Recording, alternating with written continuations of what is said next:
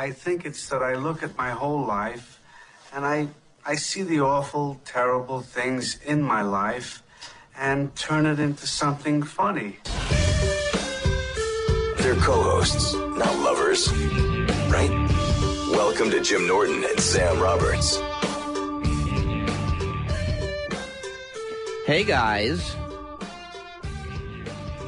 Oh, where to begin today? I was just posing for my morning photo. Adrian always takes an awful morning photo, and I was blowing my nose as we started. My morning photo. Yeah. How about with, this is the first time I ever wanted to fuck a spy. What story is that? Oh, the Chelsea Manning. Oh.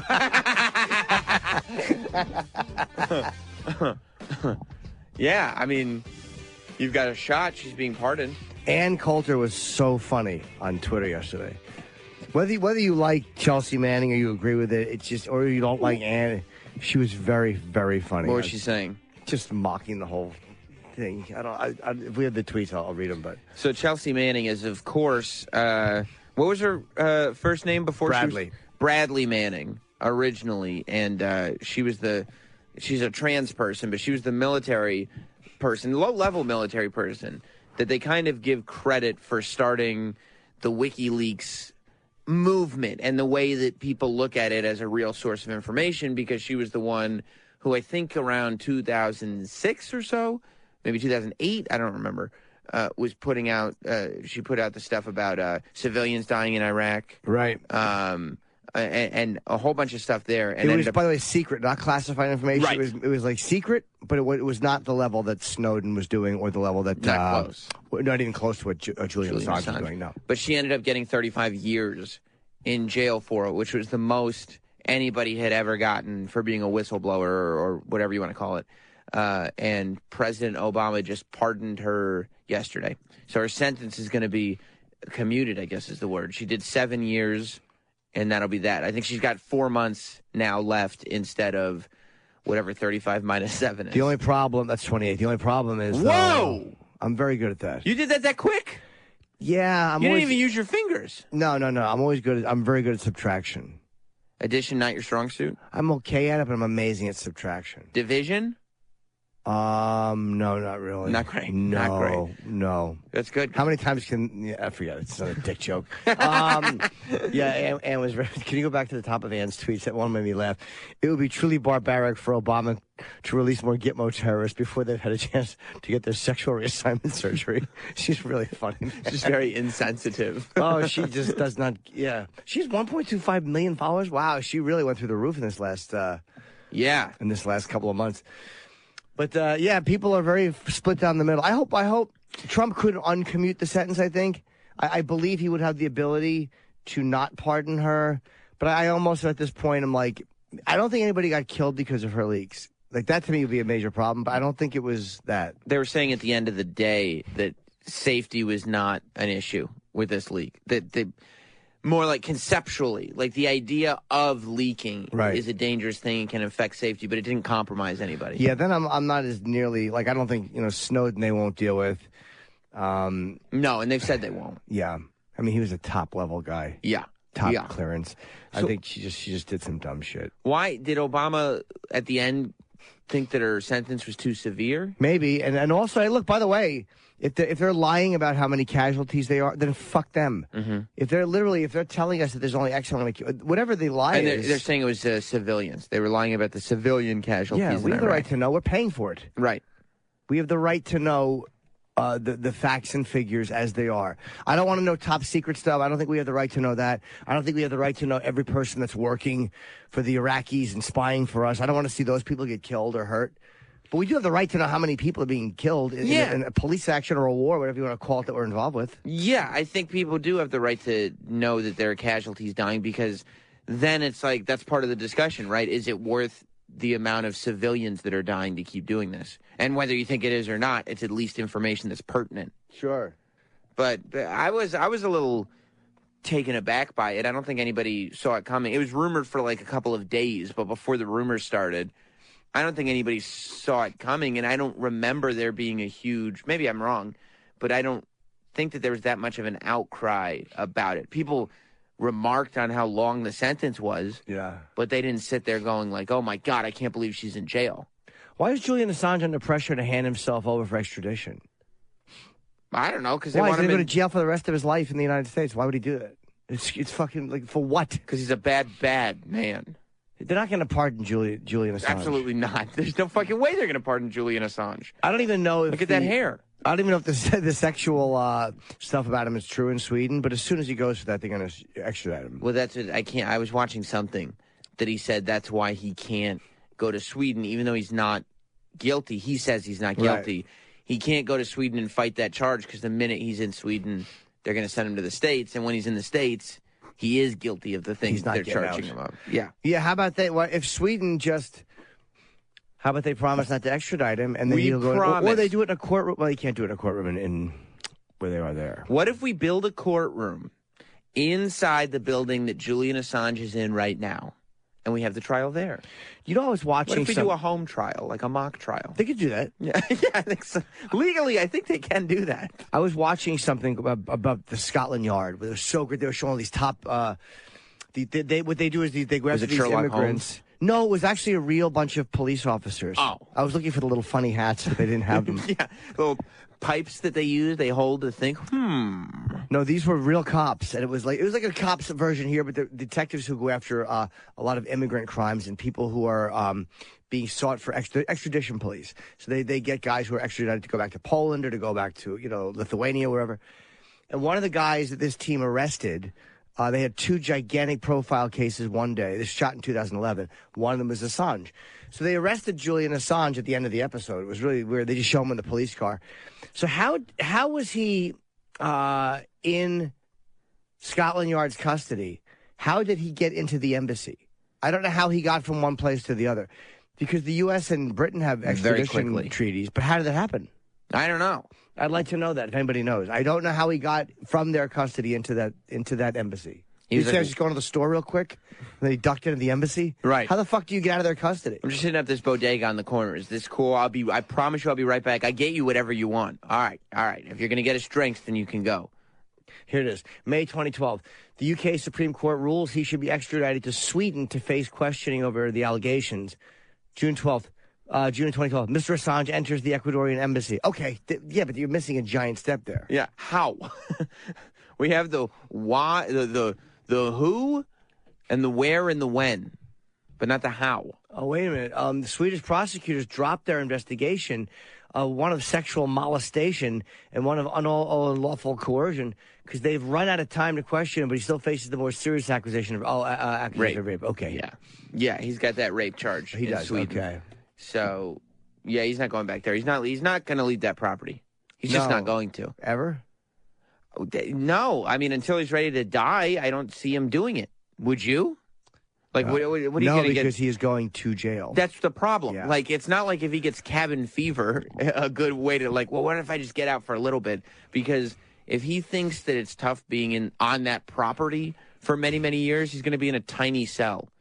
And they're not going to give him good treatment if he comes to the States. No, and he's also he's like being in jail now, but he's almost like in you can still order the food you want. You can still have visitors. You can still get laid. You can have a girlfriend. Sure, they can come and go. I wonder how they work that at the embassy. Is there a private entrance where his guests come? Like, how the fuck does that work? Well, you're allowed to be his guest. Right, that's what I mean. You know what I mean? I don't know if there would be a private entrance. You could probably just walk right in the front door and say, I'm here to see Julian. All hours? Or is there a cutoff at night? Or how does that fucking work? Like if it's a curfew? Like honestly, yeah. Like, is there a house mother in the embassy? Or does the doors get locked after a certain time? I would imagine they would, right? Because otherwise you'd need a lot of security there all the time. Where is he in the embassy? Well, it depends. Right now, in this moment? Like, how big is the embassy? It's a big building. They gave a room away to this guy. It's like, I don't know. It's a big building. There's probably a backyard. He can run around a little bit. You think there's a yard? Oh, yeah. I want to see what it looks like. I'll bet he's got a little outdoor area. Is he allowed to go on the porch or no? I wouldn't fuck around if I were him. Yeah, that's what he does. Is that him right there? He's allowed to go out on the porch, except you can't go on the front step. So what he does is he just waves his foot over the front step like, I'm not in England. I'm not in England. Oh, that's him with Jesse Jackson. Oh, he goes out and talks. I see. Yeah. Isn't that... It's so weird the laws people abide by. Like, they can just grab him right there. They can just grab him. He's on the fucking balcony on the first floor. Well, then that would be an international incident. Yes. What's Ecuador going to do? You know how polite England is being? We didn't like that. Oh, fuck yourselves. Yeah. That would be funny if there was if that started a war between Ecuador and England. Yeah, no, first of all, no other country respects our embassies, but I'm glad they're not grabbing him. He has a small space inside the embassy. How big is it? They've granted him a usable living space of approximately 30 square meters. You'll have to convert that. I know how many it is. Is that 900 feet? I don't know. No. No, it's not 900 feet. Isn't a meter 3 feet? Yeah, I mean, a meter would be... You don't... It'd be 90. Yeah. Oh, I went the other way. Okay. No, 322. We're all wrong. That's a tiny apartment. The total size of the embassy is 200 square meters. So he's got a tiny portion. He's almost 10%. He's 10% of it. Yeah. 300 but I mean, he square can't... feet. Yeah, he can't just, like, walk around the embassy and be like, what are you guys doing? Yeah, That's like a boring just life knocking he's on got. his next door neighbor's room. It's still better, though. Is your than internet jail. working? Because mine's slow in the other room. Do you guys have... Are you guys getting food later? Or are you going down? Is there like an embassy cafeteria where No, everybody I don't gets? think Oh, No. so there's not like a meal time where you guys going to calf later? In addition to the small quarters he has called home for 4 years, this was written last year, Okay. the embassy has no outdoor spaces. It does not receive any direct sunlight. Oh, there's no yard. No. So he has to stay on that little balcony. Well, yeah, they've said that it's affecting his health because he's not getting any sunlight. When he's inside, he's not getting any direct sunlight. He's got that sick balcony though. Yeah, it's dope. Yeah, except if I only had I wonder if 300. that counts in the 30 square meters. That's what I was saying. If I only had 320 square feet of an apartment, the last thing I'd want is a balcony. I'd give me some more square footage. Extend my living room by however long that balcony is. Noam Chomsky. I guess they all think it's hip to go and visit him. Yeah. Now this is I mean, he shows up with a beard sometimes. Does he have access to a toilet? Can he use the embassy's bathroom, or does he have his own bathroom? I don't know. That's a good question. Probably is one of those shared bathrooms, Oh, that would suck. like in those old European hotels. Like a bed and breakfast. Yes. Or just a public space bathroom. A typical... But there's got to be a shower in there. He lives there. In the embassy, there has to be one somewhere. He may have to shower in the sink. He has to walk. Oh, you think he has to take sink baths all his life? I don't know. He probably has one of those little, he probably sent one of his friends. That's why Jesse Jackson came to visit. Jesse Jackson brought him like a little shower caddy, and he walks around the embassy in his flip-flops and his robe and his Did shower they bring him caddy. stuff? His friends bring... Oh, Of course they do, yeah. Just like a dorm room.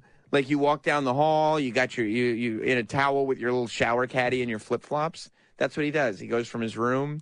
He probably takes like 7 showers a day because it's the only time he gets out of his room. Yeah, he's got to be so bored. You think he misses going out? Yeah, he probably really loved going out. Then again, he made the decision to... WikiLeaks? Yeah. I He made guess a so. choice. I mean, it wasn't like he got caught. He made a choice. How much time do you think he spends in there thinking, okay, what's my next move? Where else could I go? You can't. And there's nowhere to go. There's nowhere to go because to travel from one place to another, Yeah. the only way to get you out would be to helicopter you from one embassy roof to another. Except England still owns the airspace. Of course they do. They wouldn't shoot you down, but I mean, what would they do? They They'd probably block it. they probably shoot him down over the River Thames. That way he wouldn't ruin any of the roads. They would block you if they knew you were doing that. Yeah. Well, yeah, they'd be like, no, you can't use the helipad. But we gotta at some point draw the Helipad, just line. drop a fucking ladder on the roof. That would be an amazing thing if they just helicoptered him to a bigger embassy who was giving him asylum. You know what they could do like Bane did in Batman, where they fly an airplane over the helicopter and then they hijack it that way. I don't remember that It scene. was so cool. Remember that, Travis? There was. It was dope. awesome. Yeah. Awesome. And then they broke the airplane in half in the middle of the sky. Yeah, I was like, how'd That they do I remember. Yeah. They could, That was a great scene, by the way. that's what they could do to Julian. Oh, right. Julian. When Bane was like, I'm going to shoot you. Yeah, exactly. I'm going to get out of this area, and I'm going to shoot you first. Yeah. Who are you in the hood? I'm Mr. Bane. Okay. Well, then why are you wearing the hood? Here, you know who I am. I'm on this flight with you, and I'm going to shoot you shortly. No, we're going to get you. You're surrounded. Sounds almost like Valley Bane. Yeah. Oh, my God. This mask is so grody. Oh my God, I didn't like wearing this mask at all. Makes my smile. Bane, there's no escape from this airplane. Here it is. What? That's a piece of garbage. It's very difficult to understand Chippo Bane. Yeah, the Batman's a piece of garbage. Oh, boy. Bane Banerson is on board. Fuck yeah.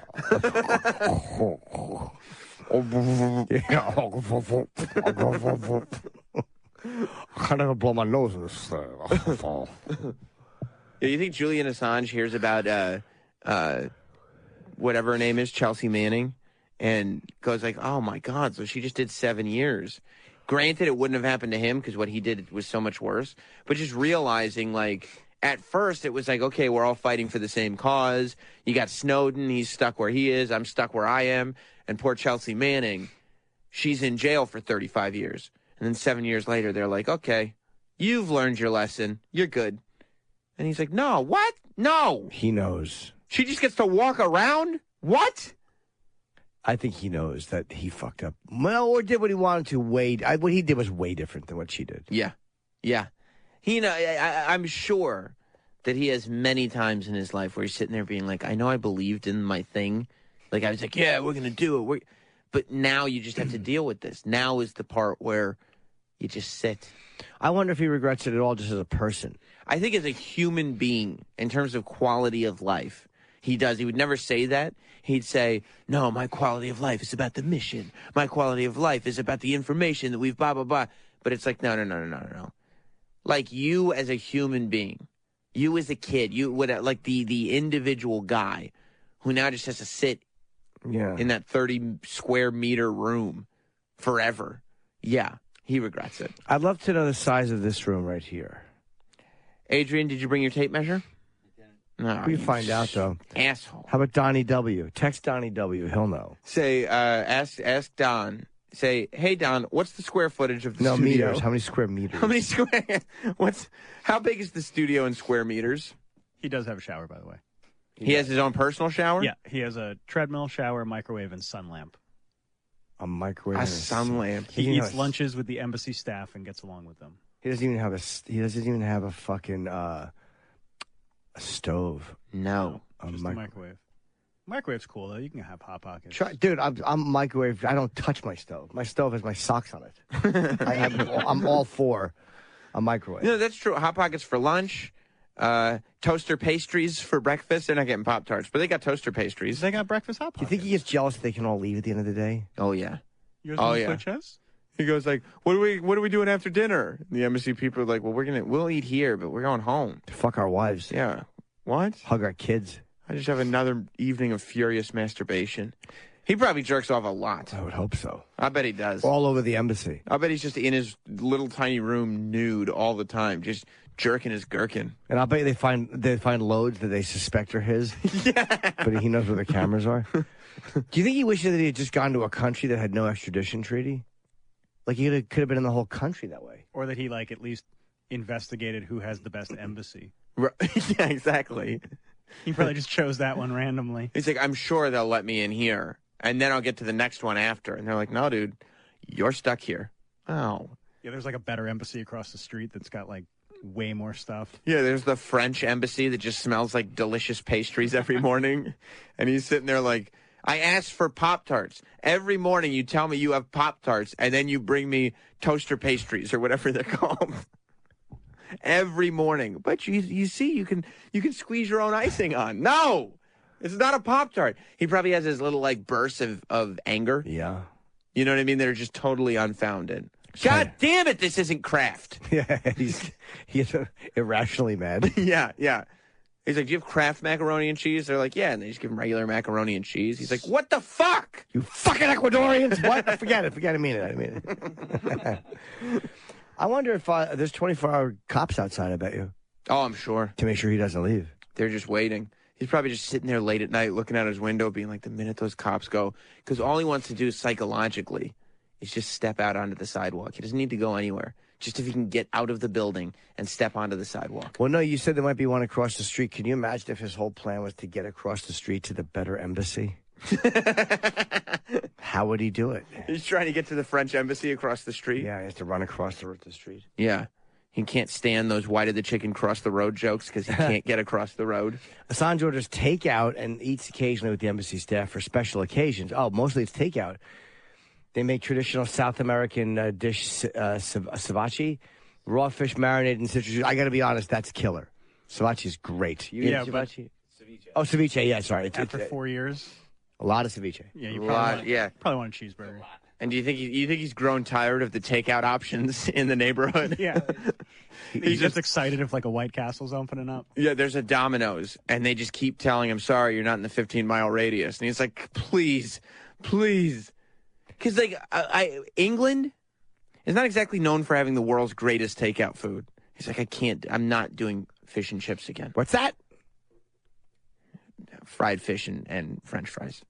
Oh, by the way, they said that Assange spent more than 10,000 pounds on takeouts. Sounds like somebody I know, but he's ordered that much more in weight.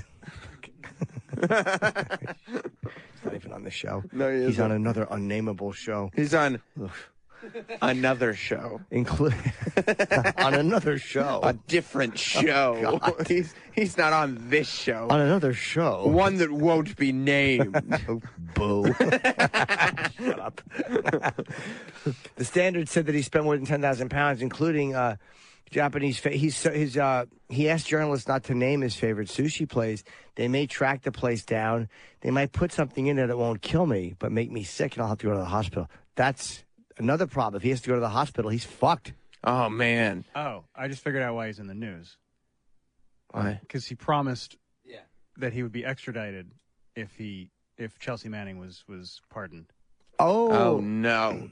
I think he's going to go back on his promise. Yeah, he said last week WikiLeaks posted on Twitter that if President Obama granted Chelsea Manning clemency, its founder Julian Assange would agree to be extradited to the U.S. So maybe here's the card. Trump will not reverse her pardoning to get Julian Assange just to over. get him to honor. If he doesn't honor it, he probably will reverse the pardoning. Okay. Wow. Oh, that's why Obama did it. He's so sick of that fucking takeout. It's amazing how, like, when guys are on the run, a lot of times they turn themselves in. They're just tired of running. He's just sick of the embassy. He's been there for 5 years. He's sitting there. He's eating the same General Tso's every single night, and he's going, there is no way the jail food is worse than this same goddamn General Tso's chicken every night. And he goes, and they never get it right. I always ask for sauce on the side, and they always put sauce on it. I have no other option. And they argue with him. You don't like it, you come get it yourself. They can't. You want to come pick up? You pick up. Yeah. That's what he's going to do before he gets extradited. I'm here. Yeah. Where's the sauce? Yeah, exactly. You son of a bitch. One of his lawyers, Melinda Taylor, who serves on Assange's legal team, said he would not be going back on his word. This was 4 hours ago in The Guardian. Everything that he said, he's standing by, she told the Associated Press. Okay. Wow. Do you know how badly, if I were Julian Assange, I would just want a fountain soda? He'll probably get some good food when he gets in. He'll have a couple of requests. You think so? He's like, all right, I'll leave, but this is what you have to bring me. And then just have all the food he's been after. They'll show him one of those Coke machines where you can make anything. Do you know the things I would do to get to one of those Coke machines if I were stuck in that place? Yeah, I'll tell you what you'd do. You'd say, look, if you tell them to stop putting their dicks in me, I'll go. Other men would rape you. You think so? Oh, yeah. Oh, no. I'm tempted. Travis and I look at each other, we're like, is today the day? Yeah. I'd be getting raped in the embassy. Like, where are you going to go, Sam? Yeah, by the staff. Yeah, exactly. What's that food called that I like? Ceviche? Yeah. That'd be the code word. We having ceviche later? Yeah. No, I don't want any more ceviche. No more ceviche. Yeah, I would go crazy in there. That's probably what's happened. He's going a little crazy. He's going a little nuts, and he's like, you know what? If I'm gonna give up, I at least need to make it seem like it's somewhat on my terms. He probably caught wind that this is very likely going to happen, the Chelsea Manning thing. So he goes, this is my shot to be able to get the fuck out of this place. Here's what it says. The film director gave him a running machine, which is a treadmill. Pounds up to 5 miles a day, practices boxing and calisthenics. He trains in the bathroom, according to the BBC. He takes charcoal capsules and vitamin D in addition to the UVB light to mimic sunlight. So he's miserable. He wants to just, even jail, which wouldn't be great, but he'll probably be in not a high security. He won't be a maximum security. Well, he might be in a federal penitentiary for what he did. I don't know. He'll probably be isolated. Yeah, he'll be isolated, but he'll have full access to the outside. Yeah, his lawyers and stuff. But the food, he'll be stuck with the food. Or maybe he just he thought that there was no chance in hell that Obama would do this. And he's like, oh, God damn it. I'm the one guy I'm the only one who can't lie. I'm not allowed to lie. That's my whole deal. The embassy staff has a love-hate relationship with him. We told him he could stay over. We like him. We told him as long as he needed to stay, but it's been years. He won't go home. He won't leave.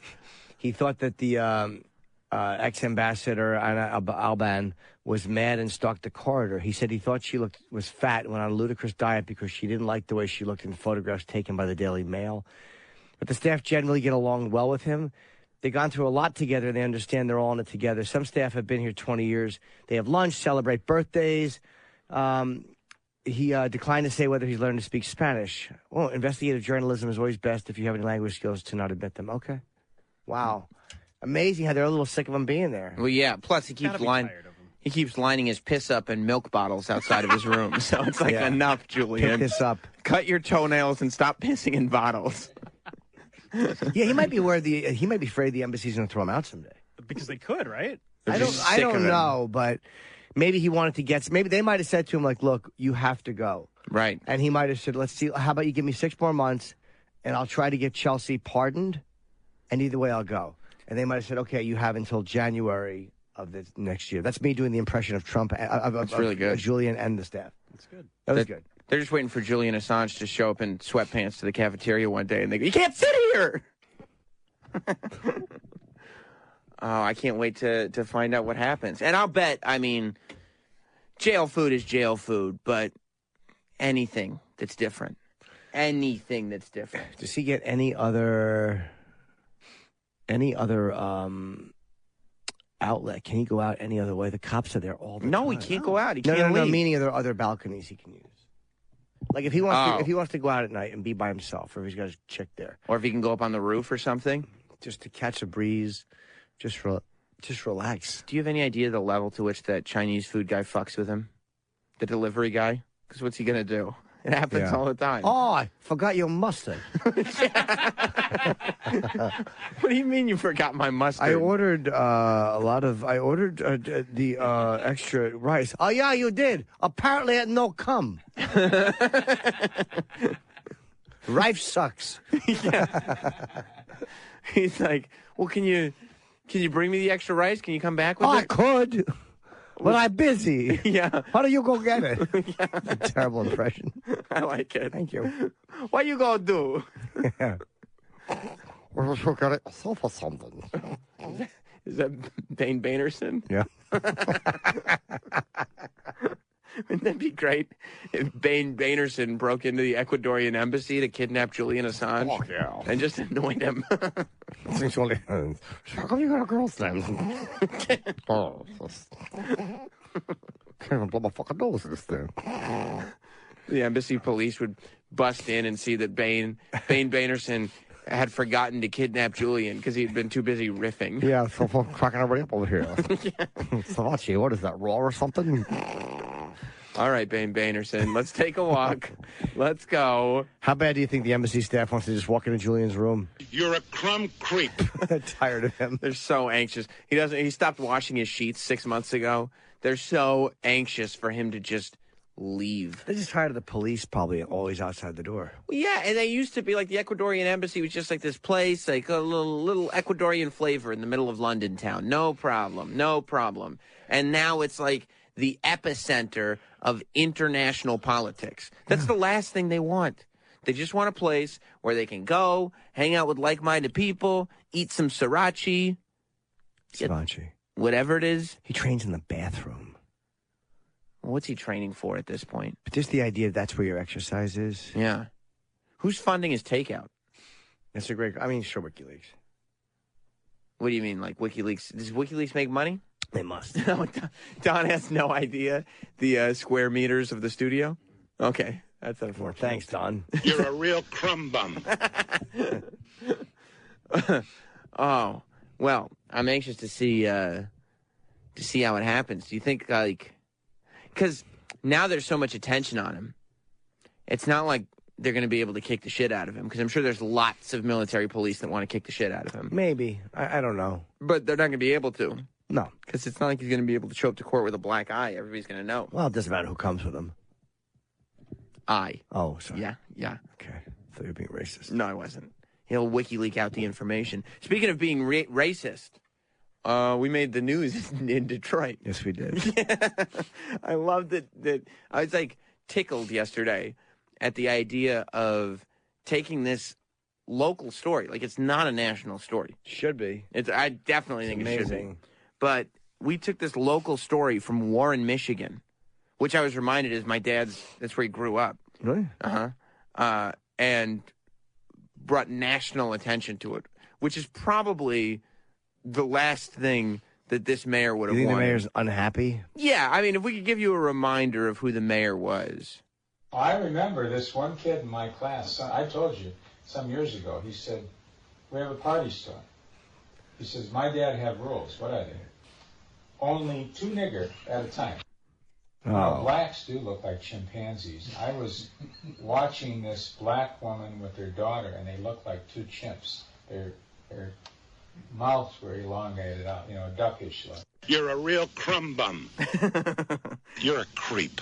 So, as we're talking about this story yesterday and playing the audio, we end up getting on the phone with one of this mayor, Jim Fouts, with one of his former advisors.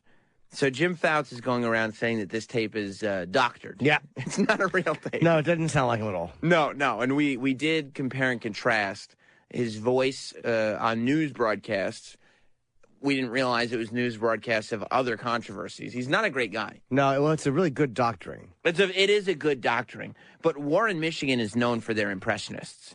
That's what people fail to realize, is Warren, Michigan has tons of amazing impressionists. So he goes on Facebook, Jim Fouts, and he goes, regarding Joe DeSano's commentary attacking me in many media outlets. What were the media outlets that he attacked the mayor? It was just this one. Just us. He called us another show. Right. Which, by the way, a couple of news articles I saw. How about some credit for the chip up? A couple of news articles I saw did credit us and said Joe DeSano was on Jim Norton and Sam Roberts this morning, blah, blah, blah. But it was so funny. It's all local Detroit press. Yeah. Which I love. I love the idea of choosing markets. Do we get him on? The mayor? Let's get him on. The mayor has declined our invitation to be on the show. We haven't gotten a response from him. We've invited? He has been, he's been invited multiple times. He's probably nervous that, he's going to say something on the air and then people are going to take that audio. And twist it. Right, Yeah. right. Mix the words around and... Boom, yeah. another tape. Right. Yeah. Click on Detroit. Joe DeSano, a former advisor and private consigliere consultant to Warren Mayor Jim Fouts spoke Tuesday on the Jim Norton and Sam Roberts radio show about the most recent audio tapes leaked. I love the idea of finding stories and just deciding to be a local radio show for whatever market we choose. Like that, that credit should go to some Detroit radio station that's talking about this because it actually impacts them. Not like a national show. Well, you know what it is? We bring in the celebrity angle. Oh, is that what it is? Oh, the 2 big celebrities come in and change everything. You think so? Yeah. Big shots. So Jim Fouts had to respond on Facebook. And he wrote an 8-point bulletin about Joe DeSano's comments, which I think we should go over because we don't know anything about this Jim Fouts or Joe DeSano, except that Joe is a fan of the show. So it says here, Jim Fouts writes, Joe DeSano wanted a job in the city of Warren, and I didn't agree to it. As a result, he held a grudge against me ever since. Okay. That gets case closed. It says he didn't do it. Joe has been sued for making false statements about an elected official. It resulted in a verdict making him give a large sum of money to the candidate who was aggrieved. I mean, that sounds, case in point. Yep. Sounds like a doctored tape then. Yeah, but then why wasn't he naming what the case was? And also it says, it doesn't say he was found guilty or anything. It just says it resulted in a verdict making him give a large sum of money. If the court found in favor of the person who was suing him, you probably could have said that sentence a lot quicker. He's not a good communicator. No, word economy is not one of his strong suits. No, unless he's getting to racist points. But boy, he really just narrows it right down. Oh, he snaps right to it. Well, it's not just racist points, actually, if we remember correctly. But I think they have to keep them in diapers. I don't know, maybe. I think, really, I don't dare say that publicly, but yes, you did. Why bring, I see these old people pushing their retarded daughter around and that. For what reason? I don't know. She doesn't know what she's doing. That's not just... You're a creep. What else does it say? It says, Joe demanded a large sum of money to do political work for myself and another elected official. I refused and was told Joe would retaliate against me. Oh. Which sounds very similar to the first point. You're just trying to make... I swear he has a grudge against me. He has a grudge against me, and also he has a grudge against me. Well, he did a good job of really deflecting this scandal with the girl. Yes. Yeah, he was really smooth under questioning. Right. You mean, his assistant. Yeah, he handled that well. The people said, you're dating her. And he said, I am not. And they said, well, here's a video of you holding hands with her. And he said, I don't remember anything about that video. It was a year ago. Well, it was there for various reasons. Right. This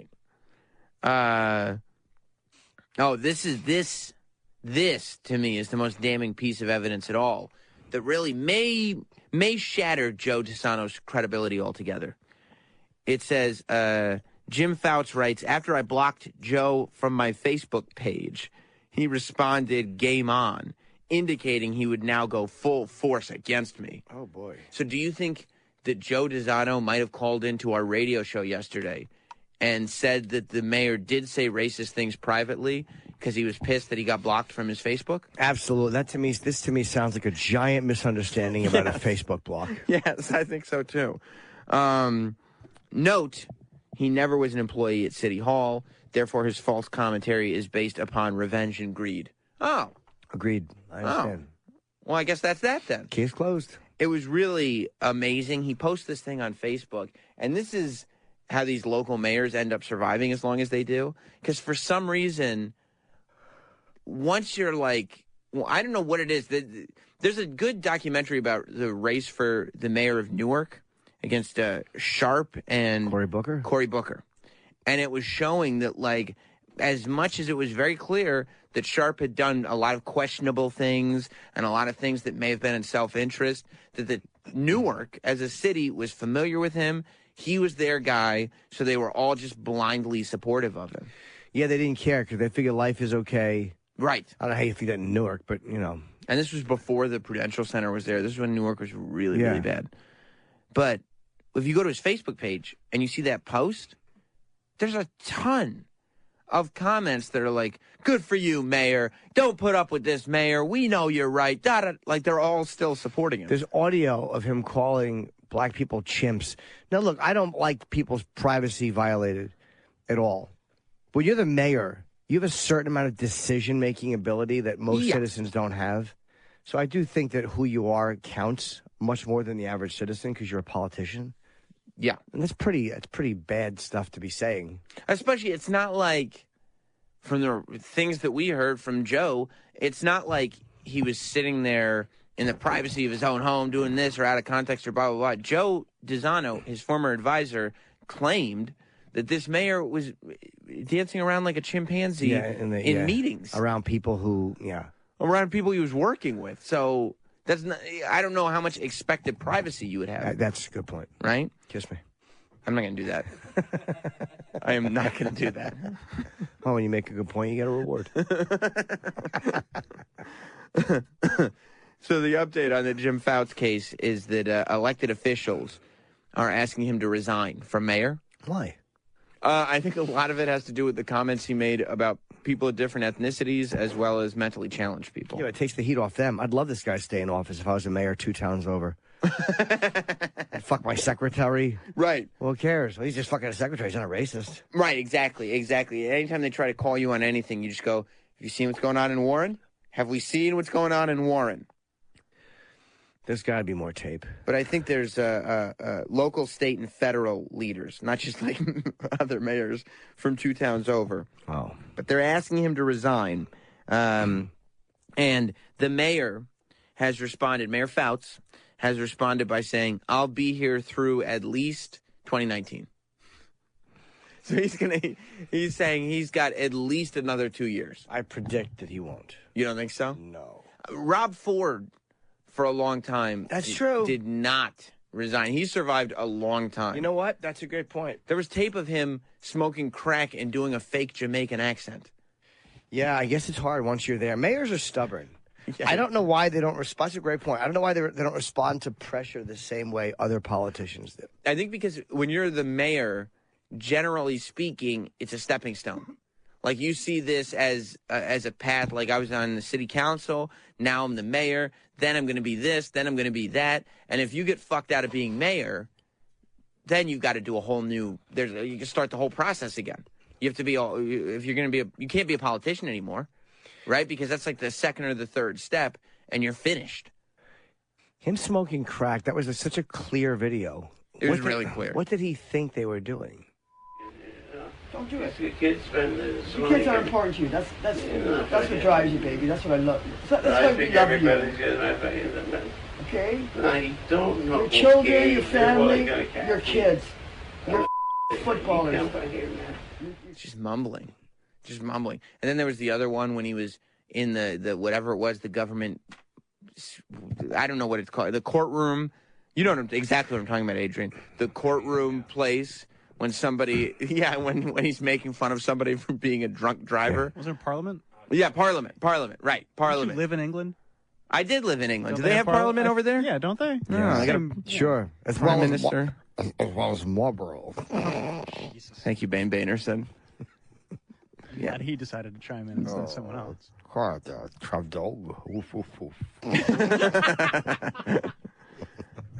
Margaret Thatcher was in charge of Parliament when I was there. Oh, she only sold certain cigarettes. I don't even know what you're talking about. Look at him, hanging out in Parliament, just making drunk driver faces at some guy who's accused of drunk driving. Good for Rob Ford. The Jamaican accent was in a bar.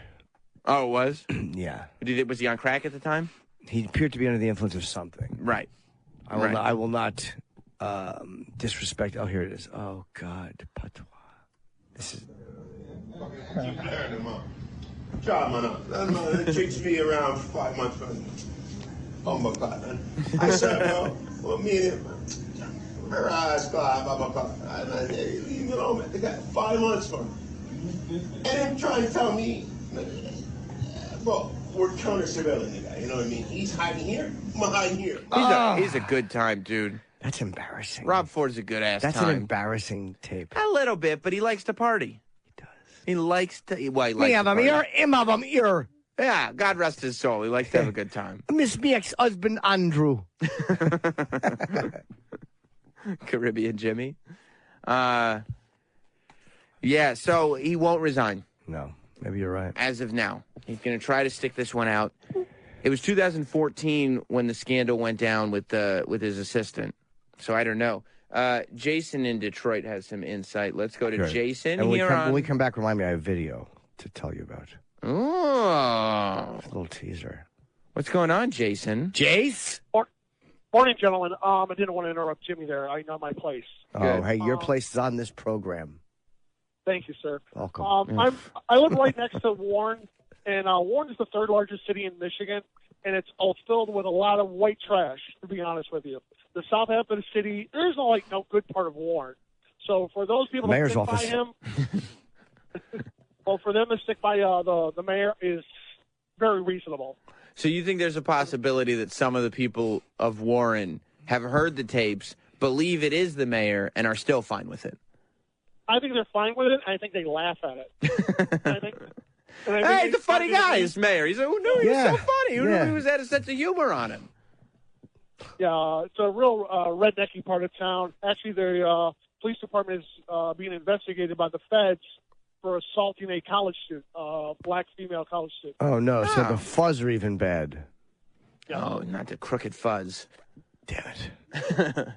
Thank you, All right, Jason. Have a fine day. All right. All right, buddy. I'll talk to you later. Peace, 2 fingers. That's terrible. It's not. Yes, it is. I'm pretty Spike Lee-ish. What does that mean? That's between me and Spike. Brandon in Long Island. What's up? You didn't like that? What's up, Jim? Adrian didn't like that. You didn't? No. You do? Peace, 2 fingers. Sorry, go ahead. Good morning, guys. Back to commenting on the embassy story. That guy is actually living better than some New Yorkers. Yeah, I mean, there's definitely an upside to it compared to jail. But I think they threaten to throw him out. Yeah, but here's the thing about New Yorkers with small apartments. The reason their apartments are small is because they spend most of their time outside. Hustling and bustling. Well, I don't know if they do either of those two things, but they're outside. You know what I mean? They're not stuck inside their apartment. Yeah, he can't even go on a Tinder date. No, he can't. Can't even get his big pud sucked. He's on Tinder and being like, "Hey, do you want to come over?" Or well, actually, I'd be more comfortable if we met somewhere. Oh, fuck.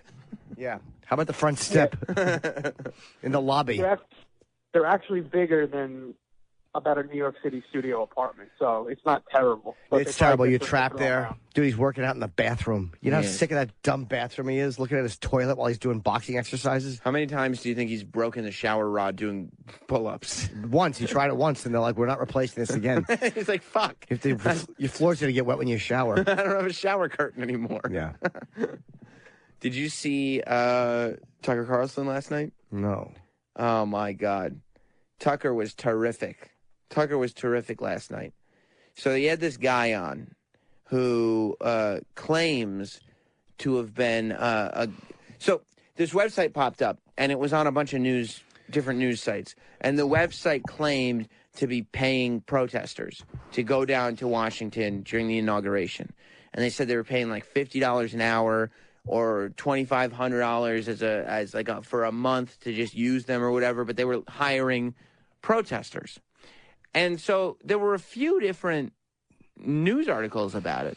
Like it was an actual story, and Tucker got suspicious of this guy, and he had him on his show. And I thought you would enjoy this. Like literally, as soon as the show was over, this clip was online everywhere. What site's it on? It's on a ton of websites. Okay. Yeah, all the different news websites. Fox News is one of them. It's on Mediaite. Okay. I don't want to hear that music. Paid protesters to come here to D.C. and help disrupt the inauguration. The group Demand Protest, which describes itself as, quote, the largest grassroots support organization in the United States, says it will pay professional protesters $50 an hour in addition to a $2,500 monthly retainer to support their efforts. We're joined now by Dom Tulipso, Director of Operations in Los Angeles for Demand Protest. Dom, thanks for joining us tonight. Yeah, no problem, Tucker. So this is a sham. Your company isn't real. Your website is fake. The claims you have made are lies. This is a hoax. Let me start at the beginning, however, with your name, Dom Tulipso, which is not your real name. It's a fake name. Well, we ran you through law enforcement level background checks, and that name does not exist. So let's start out with the truth. Tell me what your real name is. It's Dominic Tuyipso. It's per L's are silent. That's a lie, and you know it's a lie. And we asked you for ID at the Los Angeles Bureau, and you said you didn't have ID with you. Pause for a second. This is just Boy, this guy was not ready for this. No, especially when he starts the segment like this. Yeah, first he says, thanks for joining us. And the minute he goes, thanks for joining us, the guy's like, all right, I'm going to get him again. I'm going to get another one. And then when he finds out that Tucker's onto him, he's like, this is going to be a long fucking segment. This is not the best way to start. What a terrible opening question to hear, especially when you are indeed a fraud. Yeah, that's a lie. No ambiguity. He didn't say like, well, we don't. That's a lie. You're a fraud.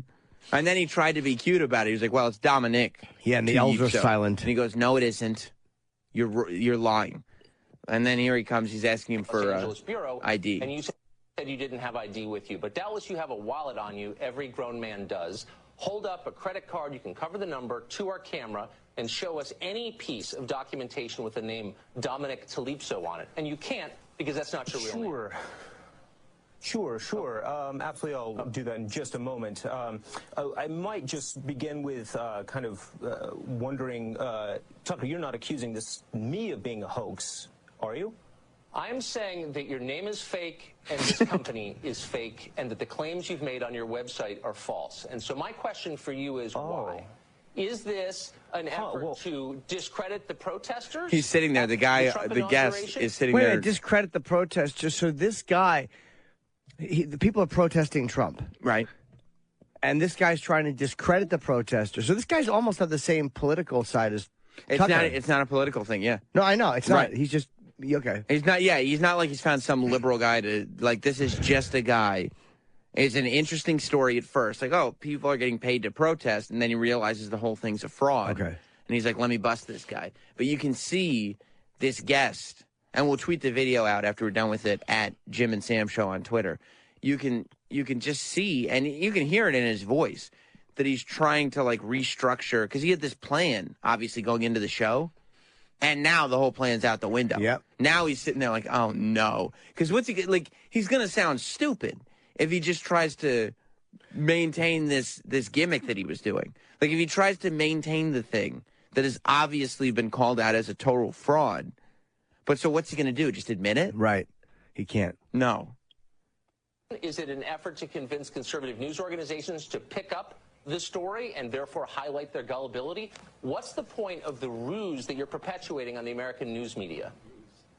It is a ruse. Absolutely great questions. I mean, basically, there's no way that a legitimate news agency would have somebody on that didn't really know what they were saying or was just kind of talking out of their behinds. There's a certain amount of vetting that goes on behind every news organization. So I would assume that I wouldn't be given airtime on a national stage unless I was legitimate. Well, I'm Terrible vetting point. you right now, Terrible. and I'm beginning by saying you are not legitimate. You are lying. We know that. So this is what he was trying to do. Oh, he's this poor guy. I mean, like, the guy is so, there's no way out. The camera's on, it's live. Yeah. And he was trying to make a point.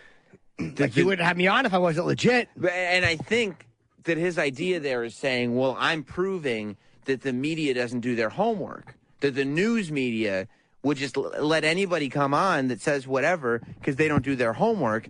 And now he's stuck in a position where somebody did their homework, and he can't just say, you know what, Tucker, like, you're right. Some of these other places didn't do their homework. I'm glad you did. He's still trying to stick to this thing when Tucker's show. He was so not ready for that. No, he question. wasn't. The name thing got him. Just totally Nailed upended him. Yep. Nailed him. Because he's like, well, you know, news agencies should be checking to see if I'm legitimate or not, right? And Tucker's like, you're not legitimate.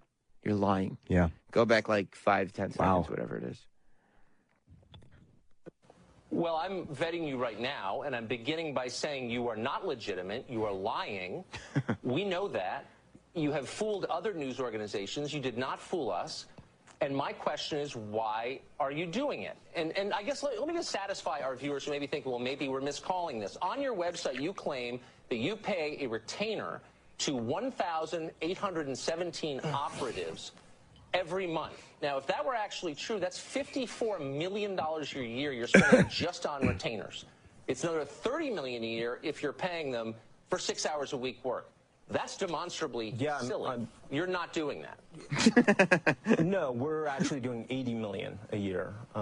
So I don't know quite where you got those numbers, but those are definitely obviously dated. I do want to mention the fact. Wait. So hold on. You're not conceding that this is a hoax. You're saying that this is a real company that's engaged in the activities you say it's engaged in. Absolutely. That you're hiring protesters. That you have 1,800 of them already. Jim, do you on think retainer for? Do you think this would be a good moment for him to admit that it's a hoax? No, he can't admit it. He's in too deep. He's caught cheating. Yeah. He's with like a girl is standing there going, I heard the conversation. She's going, you misunderstood. Yeah. No, actually, this is worse. This is, she's standing in your room with your phone in her hand, and she's looking at your text messages. Right. And you want to snatch the phone back and run out of the house, and you can't. Because he's so convinced. Because in that situation, like, until you got caught cheating or dirty texting or whatever it was, you were so convinced Oh, my God. that you were slick enough to get away with it that once you realize you're not, you can't even admit to yourself that you're really not that slick. No, because he has to. He's caught in it in the moment. Yes. He already said no. Like, he can't just feel. If he opened the segment going, well, yes, but here's why, he'd have a chance. Right. But he got called out. Yeah, see, the smart thing to do would have been try to buddy up with Tucker and say, hey, Tucker, you're the only guy that's figuring this out. I've tricked everybody else in the media. Isn't this crazy? But instead, he's still trying to do. So it almost feels like he's trying to do a silly character, and Tucker's sitting there going, why are you doing that character? It's just me. Exactly. Yeah, Tucker, what are you fixing a bunch of sheets or something? Tuck, I guess. Fucking bury him. Where's your bow tie? Fucking buried him. It would be very similar to like Chip, like Jim being like, I'm gonna get, here's what I'm gonna do. I'm gonna get Tucker. I'm just gonna go on, I'm gonna chip him. I'm just gonna act like Chip the whole time. And Tucker just looks in the camera and goes, you're a comedian. You're Jim Norton. You've got multiple specials. You've got a career. Why are you doing this? I don't know what you're saying. No, this guy is so cool. And I've never heard of this guy. It's totally made up. It was a thing that just kind of started. Listen, watch more. This is enjoyable. You like it? Yeah. $2,500 a month, and you're affecting American politics by doing this. Yeah, we actually changed our mind, though, about we're no longer actually going after Donald Trump. We're actually going after the protesters at the inauguration. So we kind of changed our minds, actually, recently, and that was a result mainly of the enormous amount of hate mail that we received, people, making death threats. And they basically just really talked us into changing our position. So what we're doing now is we're actually protesting the protesters. See, he's being a smartass here. He's being a smartass. Saying like, because he figured his plan was to go on TV and say these so ridiculous things and be like, watch, Tucker's just going to believe me. It's like, I don't remember. There was that one news source where wasn't it like Fart on Twitter, @Fart, went on one of the news shows. Wait, what's it you called? Well, his Twitter name is @Fart. He went on one of the news shows and he pretended to be somebody else. And it was so obvious that they weren't listening to him, right? That they were interviewing him and just asking him questions because he was just responding in the most ridiculous style imaginable, which is, I'm assuming, what this guy thought he was going to be able to do. Yeah. But Tucker's listening to him and being like, no. It's not true. You're lying. Go back another 5 seconds or so.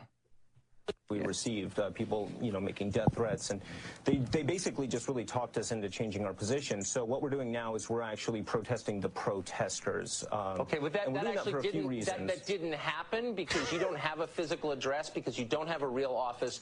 Your website was just put up. Your Facebook page, same thing.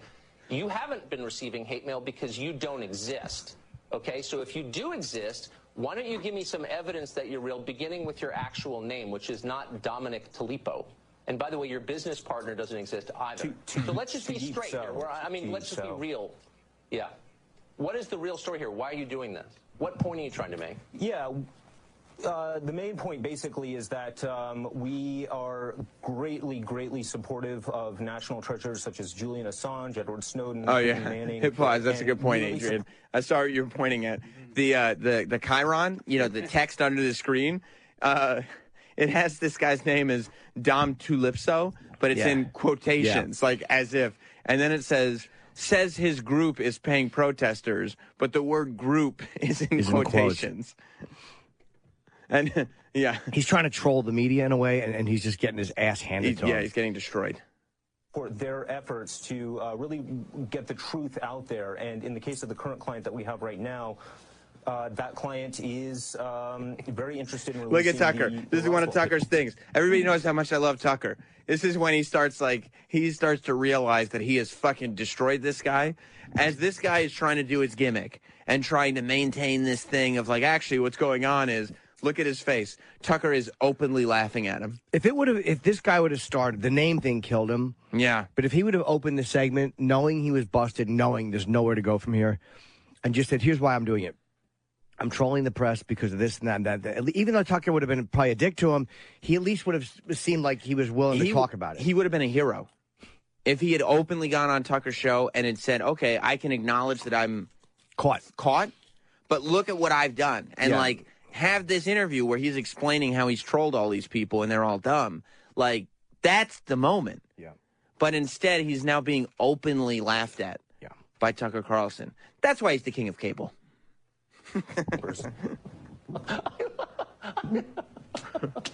No, Really? So you're pretty supportive of Peyton Manning, are you? Extremely, yeah. Peyton Manning. Yeah, you're not going to, I mean, obviously, this is performance art. I will say you're pretty good Go at back. it. When you convince people... You tell me, Jim, if you've ever seen a more nervous gulp of water than the one this guy takes into a cup. This guy is just... He wants to jump into the cup. He's trying so hard to be unaffected by it on camera, and the camera picks up everything. It's you're panicking. Look at those eyes. Look at how glassy his eyes are. He's so caught. Yeah. The name thing killed him. Yeah. Because there's no rebounding from that. Because he was sure that this was gonna go viral, and he was gonna get to be the guy who made a fool out of Tucker Carlson. Or Fox. Like, oh boy, I trolled Fox. Exactly. But what's happened is he's starting to come to the realization that he's still going to go viral, but he's going to be made to look like a huge idiot. Humiliated. Yeah, let's see the name, which is Peyton Manning. Horses Patoot. Yeah, you're going to have to go back a little further. Hurry up now. Treasures such as Julian Assange. A little further than Peyton Manning. Yeah. Right. Real story here. Why are you doing this? What point are you trying to make? Yeah. The main point basically is that we are greatly supportive of national treasures such as Julian Assange, Edward Snowden, Peyton Manning. Right. And we really support their efforts to really get the truth out there. And in the case of the current client that we have right now, that client is very interested in releasing the Roswell papers. Oh, God. I don't know it. Really? So you're pretty supportive of Peyton Manning, are you? Extremely. Yeah, and see, now this guy... the guy knows moment. he's busted. He's like, oh. Fuck, he's listening. He's actually listening to what I'm saying. He was so convinced that nobody in the news listens to you. By the way, Tucker, it did go over Tucker for a second, and then he caught it. Yes. The second he said it, he didn't. But they're both famous names, and you're just listening to a bigger thing. Right. But he went back. I bet you one of his people said in the thing, he said Peyton Manning. No, I think it was just the... you're probably right. The delay. delay. Okay, yeah. All right, there you go. Yeah. All right, Travis. No, Travis because knows. Tucker's smart. Yeah, no, I know, but it's just, I just didn't think of delays. He gets it. Tucker. He gets it. He's laughing. Tucker's figured out, like, the secret to differentiating himself in cable news is just to listen to what his guests are saying and call them on their shit. Mm-hmm. You're not going to, I mean, obviously, this is performance art. I will say you're pretty good at it. When you convince papers like the Washington Times, which ran this pretty straight, to run your lies, to run this hoax, which I will concede is kind of amusing, what was the point of that? I mean, beyond just amusing yourself. Are you trying to make a political statement? I don't know. I mean, it's pretty darn easy these days to just say whatever the heck you want on national TV and have it pass off as truth. And, it's pretty, I don't know, just pretty incredible to me how easy it was to get the coverage we got. You can hear, by the way. Now he's being truthful. He's being truthful. But you can hear the shake in his voice because he's not sure that he wants to be. He just doesn't know how to play this thing. Because he doesn't want to blow it, because he probably likes the idea of getting on the news. Now he knows he has to own it. Right. And he is kind of owning it. But wait a minute. Go back a little bit, Adrian, and you'll watch as he makes yet another mistake. These days to just say whatever the heck you want on national TV and have it pass off as truth. And, it's pretty, I don't know, just pretty incredible to me how easy it was to get the coverage we got. By the way, I'm not saying any of this is a hoax or any of this isn't true. We've actually got 100,000 protesters going to Washington, D.C. to fight anybody who is opposed to Donald Trump. I mean, the reason we shifted, another main reason we shifted... Hit pause. Oh, he's just mocking. Yeah, okay. He had it. He had it. You dope. He had it. You were doing good. It was like, all right. And then he had to go back to the thing.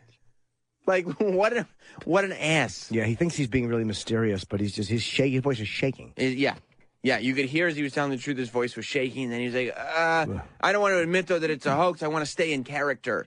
And he has to go back You're to... not Tony Clifton. You're not.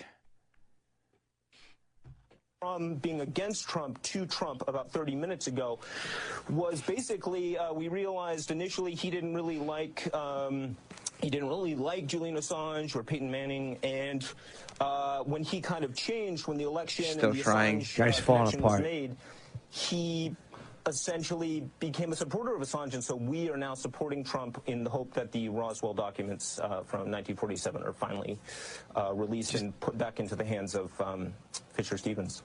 The critical Roswell documents. All right, we'll give my best to Peyton Manning and also to Mrs. Talipo, if you would. Thanks a lot for joining us, Dom. Whoever you are. I can't believe. Last question. I'm sorry. Did you think that we were going to fall for? I mean, be honest. Did you think you were going to come on? I'm just surprised. You put me on. That's what's surprising. There he is.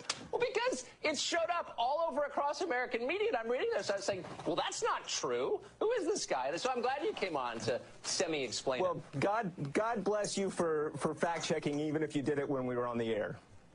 Oh, no, we knew ahead of time. But good to see you anyway. Thanks a lot. Okay. All right, that ended nicer than it could have. It did, but that's because Tucker knew. He was like, gotcha, buddy. Gotcha. Tucker knows when he's won. He knows. Yeah, he knows when he's got one in the victory column. Yeah, he killed him. Let's go to Charlie in Texas. Charlie, welcome to Jim Norton and Sam Roberts. Hey, good morning, gentlemen. Hello, Charlie. Hey, I'm just calling because Sam, I get it. You love Tucker Carlson, but when I heard him, and I was watching the show yesterday per your recommendation. Yes. And that was entertaining as hell. However, I do think he's just like anyone else because he's full of shit. When he tried to talk to that professor about educational vouchers in Detroit, it was obvious he did not understand the distinctions between certain educational vouchers. But then he tried to play him off as points.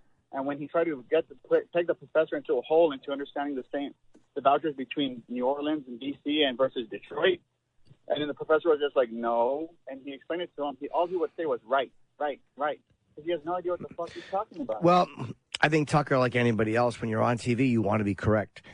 It's embarrassing to admit that that's the problem I think a lot of these guys have is if someone makes a better point than you, just say it. Who gives a shit? Yeah. If you're wrong about something, just say you're wrong about it. Like, what's the investment in being right 100% of the time? It's stupid. Well, I watch strictly for entertainment value. Yeah, but I mean in general, they all do it. I mean, Yeah. no one will ever admit like, oh wow, okay, I didn't think of that. But Tucker's number of hits to number of misses is a very good ratio. Yeah. I mean, his show is fucking hilarious. I concur. Yes. But, all I was saying was just that I kind of thought of him as someone who just kind of he knew everything he was saying. But I think yesterday with the education thing, he just came off as someone who was just trying to bolster a point generally about vouchers, and he got someone who was more educated than him on the subject. Yeah, but started looking like a real wiseacre. No, Yeah. that's not. So I see what you're saying. He is fucking hilarious, but that's it, boys. All right, buddy. I'll talk to you later. Bye. Yeah, I mean, but terrific. Nobody. Same show. He has a conversation about educational vouchers, and he has Tulipso on the show. And guess which clip is the one that everybody ends up talking about? Sure. It's the entertainment. Well, it's because he caught somebody, too. Yes. And when people get caught, we love... So much fun. Especially, you usually don't get to see them dissected that well. No, he really gave him his comeuppance. Yeah. He gave him a law enforcement investigator. That was it. He's like, no, that's not your name, dude. Did you see the video of the guy jumping off the building in Moscow? What? No. He jumped off the highest. It's not graphic. It's literally just from the back. But it's an 80-something story building. It's like 1,200 feet. Where'd you find this video? On one of my favorite sites. And he had a fight with his father. He was 18, and he jumped. They said he fell taking a selfie. Is it the 83 floor high rise? 86th floor. Oh. And you just see him from the back. running to the. Yeah, there you go. There's not a graphic. There's nothing bloody. Look. Well, he dies though. Yeah. Well, I don't want to. What? Why'd he jump? He had a fight with his dad. So he just jumped off the building? Yeah, and he went to the building just to jump. But then they show how big the building is. It's really tall? It's like 1,000 feet. Jesus Christ. But it's the little peak off the end he takes before he jumps. And he just kind of jumps. He jumps the way you would jump off a 5-foot-high thing. Yeah. Like he lowers his legs a little. Like it's going to be a soft make this a soft leg. There we are. Boop. Yeah, yay! It looks like he's a base jumper. It looks like his parachute's going to go out. You can see that was the helipad. But you can see that's an observation deck. Yeah. Why are you watching videos of people jumping off buildings? Dude? I didn't know what it was. It said dude jumps, and I'm like... Well, then okay, all right. So I think we've figured out what it was based on the title. Look at that, how high up he is. Oh, those people, they're all looking off. So it just said a guy jumps off a building, and you're like, oh, let me check this out. Yeah. Yeah. Student that jumps from the 86th floor. Why are you doing that? I don't know. Yeah, don't you think that that's probably not the healthiest thing you could do? Just look at the Jeep he crashed through. No, I don't want to. I don't need to watch footage of suicides. There's no footage. You just. Well, yeah. I mean, I just saw him jump off the building, and now you want me to see the dent he made in the car. Look at the fucking whole thing. He fucked that car up. Yeah. Why? How high that is? Yeah. That would scare me. Well, yeah. Of course it would. I would hate falling off that building. I would fucking hate it. It's super dangerous. But he had a fight with his dad. Yeah. What were they fighting about? I don't know. I'm dying to know. And he convinced there's like a skating rink up there. Mm-hmm. And he talked to his dad into taking him there. And like he's deciding to do it. And he just does it. Like how do you go to that building knowing you're going to jump? He's probably not the most mentally healthy person. I don't know how you go to a website and see that as the title of a video and click it. Because I know I'm not going to do it. Do you? Yeah. Same reason I watch porn. I'll never do that. I just don't get how you can make yourself do that. Your morbid curiosity. It is, of course. It never ends. 1,100 feet. Then again, I don't know how high he was. This says he was trying to take a selfie, but... Yeah, he wasn't trying to take a selfie. I saw him jump. He looked and he jumped. He extended. The sun. He extended himself. Oh, yeah, he didn't fall. He jumped. Oh, Jesus Christ, that's a tall building. The tallest building in Europe, 1,161 feet, is the one he decided to jump off of. Damn. Well, I mean, I'm glad that you had a... I just don't get it. I don't get how you know you're going to do that when you go there. Mm-hmm. And he was, like, I guess they were up on the top. Isn't that the same thing as people driving to a bridge and jumping off it? Yes. Yeah. Of course. But, I mean, he like has to look at the building. He goes up the elevator with his dad, knowing he's coming down outside. We must be dead. It doesn't matter. It's the idea of he had a furious fucking argument with his dad. And they said he was, I guess he went, like his dad's like, where are you going? And he's like, you'll see. And then he just jumped. He's probably not a well-developed, healthy person. He didn't fall off. They say he fell off. He jumped. Or he appeared to have jumped off based on that video you just showed me. Although I'm not 100% sure why you showed it to me. Because it wasn't graphic. I wouldn't show you a graphic one. I appreciate that. But that was scary because you don't like heights any more than I do. No, I don't. I'd be scared enough just watching him just stand on the ledge. I don't need to see him jump. Once he jumps, it's like, well, that's stupid. Why do you do that? Because he's outside the protective area of the observation deck. Yeah. First of all, European observation decks are nowhere near as secure as American ones. Like the Empire State Building is a giant fucking a fence that comes in. There's like spikes pointed in, so it's really hard to climb. Mm-hmm. Go back to that. Look at how there's like a 4-foot high fence around it that you could just easily step over. Just jump over it. Yeah, I mean, like after he jumps, they pan to where they are, and then pause it. Like when you get, like, oh my god, like oh no, don't do it. He does. Yeah, that's a jump. That's an absolute. But look right there. Wait. No, a little higher. Right there. Look at how high the observation deck is. Right. Now, there's probably building around them.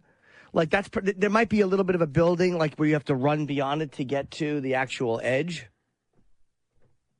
You wouldn't jump off a building, though? Oh, my God. You walk, and especially it's so cold you could slip. Who cares if you slip? You're jumping off a building. I know, but all this stuff that I think when I'm up in a high building like that, like that's not what he's thinking though. Like when you're up in a high building, there's a fear because you'd be like, oh, how terrible would it be to fall off this building? For that guy, he's like, oh man, how great would it be if I fell off this building? I don't know how you are so fucked up that you do that. You have 10 or 12 seconds to think about it on the way down. It's a long time. Well, that's what they always say. That's what remember the guy who jumped off the bridge said that most people who survive suicide attempts that are jumping off bridges, jumping off buildings, whatever they are, on the way down are thinking to themselves, why did I do that? Yeah, I'd love to know. The second his feet left that building, do you have a moment where your life flashes and you realize, oh my God, how stupid. You start looking around like, is there anything I can grab that's going to stop me from falling? Like, do you think about a girl that you fuck and you're like, oh my, I'm never going to see her again. Like, what am I doing? Like, is there a moment like that of clarity when you jump? Does everything all of a sudden become clear how crazy you are? I'm sure that this fucking little dramatic asshole was adding nothing. Nothing. I don't know. He just had to make sure that he, with his dad, went up to the tallest building in Europe and make a whole production out of it. But he did it. Like, he did it. Like, I know what you mean. He's still a melodramatic asshole. He is, but he's more than that because he's not just looking for attention. He did it. He's a lunatic, too. I don't understand how you do it. He's a mentally disturbed, melodramatic, difficult to deal with turd. But he jumped. Yeah. You know how hard that is to do? For a turd? For anybody. Nah, turds have an easier time. It's crazy. It's hard to do. I mean, could you do it? I couldn't do it. And I have no desire to jump off a building. No, but it's not about jumping off the building. It's 100% what it's about. No, it's not. It's about wanting to do terrible things to yourself, which I've had those desires. Yeah. But I never, even in my most manically depressed moment, could have comprehended because you have to all the way down. If you could press a button and be gone, so many people would have pressed that button. But it's the fact that you actually have to make yourself go over. There has to be a deliberate chain of events. And that then you go through. Like he looked, and then he took that nanosecond and said, "Fuck it." Like he went. It wasn't like they had a fight right there. He went to the building. He said the night before he was all fucked up. Like, he literally thought about it and did it. It wasn't just a 1 second decision. He came to the conclusion he was going to do this. I'm not praising him. I'm just saying I don't get it. I don't understand how you do that. It's real mania. Shooting yourself is one thing because it's quick. Right. This is not quick. This is being in a crazy state where it's not like I'm crazy in this moment. It's no, I'm crazy. And people who jump say they regret it. Like, I want to know what is it you think the second you... I don't want to do it. What becomes real when you're falling? Like, the second you leave, does everything all of a sudden, does that crazy fucking haze you've been living in, no, does it all of a sudden clear up and you're like, I did it, and it's unfixable? I think it's because so much of this stuff is about being in control. These guys either want to be in control or they feel out of control or whatever it is. So... the same reason why, cutters always say that they cut because they want to feel in control. I would imagine people kill themselves because they want to take control over their lives, and that's how they're going to do it. So when you're falling off a building, you're not in control anymore. Like now, even if whatever you decide to do is done. You're not in control of anything, and that's probably why clarity hits. Like, survivors often regret their decision in midair, if not before. Well, if it's before midair, you shouldn't jump. Well, you might regret it and then do it anyway. That's stupid. Afraid that they stood. A lot of them say they hurdled the railings, afraid if they stood on the edge, they might lose their courage. 28 and severely depressed, told his wife not to expect him home till late. Wow, he did it. And he said he heard the water sweeps you under. He counted to 10 and stayed frozen. He counted to 10 again, then vaulted over. He said, I still see my hands coming off the railing. And as he crossed the cord, I guess that's the name of the edge, into flight, I instantly realized that everything in my life that I thought was unfixable was totally fixable, except for having just jumped. Right. Like, I could never have worded it like that. Everything's fixable. But that's the control thing, right? Like, as much as everything feels out of control in your life, when you're falling off a building, that's as out of control as you'll ever be. Everything is fixable except what I just did. Right. That's amazing. That's chilling. But how about you fucking your fucking head together and just fix some shit. Of course. I mean, that's the obvious answer. Sure, that's the correct answer, but it doesn't work that way for people, especially if you're really fucked up. Just fix shit. Enough of this melodrama. It's not even melodrama. I think a lot of times melodrama is effect without the action. Mm-hmm. Like melodrama means you want you want the fucking organ music when you walk in the room. Donna, I'll be back, Darlene. Donna. Drama means you want the soap opera moments. They just do it. No, that's a soap opera moment because he didn't do it privately. He didn't do it without a big show. He wanted there to be a big show around it. No, he wanted to make sure everybody knew it was happening. He wanted it to be a spectacle. He did it, but he wanted it to be a spectacle. Yeah, but it's different than to me, melodrama implies no action. Melodrama implies you want the effect, but without the consequences. Maybe there's another name for it. It's melodramatic. Sure. But melodrama to me is a much lesser thing because you don't want to do it. You just want the attention for it. Like, I'll jump. Yeah. That's melodrama. And then you come back. Knowing deep down you're going to come back. For me, I was a melodramatic cunt when I was a teenager. Because for me, it was like, I knew I wasn't going to really do it. Yes! Of course I knew. At no point were you risking actually killing yourself? No, but you tell yourself you want to, but you know you're full of shit on a big level. Uh-huh. You kind of know. But the fact is, like, this guy actually planned to jump and went up and just looked and said, fuck it, and did it. Like, I don't know what the proper definition of that is, but that's more than melodrama. Yeah, because it's not so much fuck it. Like, he wanted it still to be all about him. He wanted his life to affect everybody. Whatever he was feeling, he needed everybody else to feel it. It was still just me, all about him. It was, but what he did was much harder. Whether you like it or not. Well, it wasn't hard. He's crazy. Like, it's easy for a crazy person to do that. It's not like he had to muster up this stuff. He's a crazy person. It's still difficult because shooting yourself is an immediate moment. This guy had to actually go up in the elevator and fucking... People who've been depressed understand that. Like, because we've all thought of it. But the fact that you walk through it and you do take those additional... It's like, that to me is the insane part. That's insane, but it's not difficult. Difficult is getting out of it and fixing it. That's difficult. Yeah, in a definition, like saying... Like, there's people that say only cowards commit suicide. That's the easy way. Like, I get the clinical definition of that. I don't think it's cowardice either, but I wouldn't say it's difficult. But people do say that. They say people it's do cowardly. say that. You're right, yes. But the idea of doing it is hard. It's not easy to jump off a fucking building. It's not. It was almost like Bill Maher was right when he said that they called the suicide on 9/11. They called them cowards.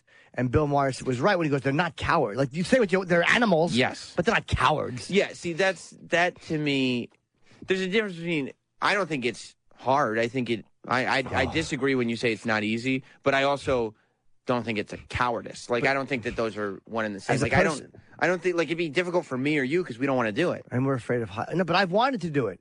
You haven't really wanted to do it. Yeah, but I've had moments where if I could have in a second, I absolutely would have. But the idea of jumping or do like, forget it. Nothing is ever... I would have gone to prison for the rest of my life before I could have jumped off a building. Like, the idea, that's my greatest fear, is jumping off a building. Right. Yeah, I mean, but, that's not where he's at. I know. It's just still crazy and terrifying, because I'm afraid of heights. You should try it, dude. No. That's the one way to I wouldn't even do it with a parachute. It's fucking scary, man. That's the one way to get over your fear of heights, dude. Find a real tall building and jump off. I don't like when you look at the people that climb buildings. You know the feeling you get when they're.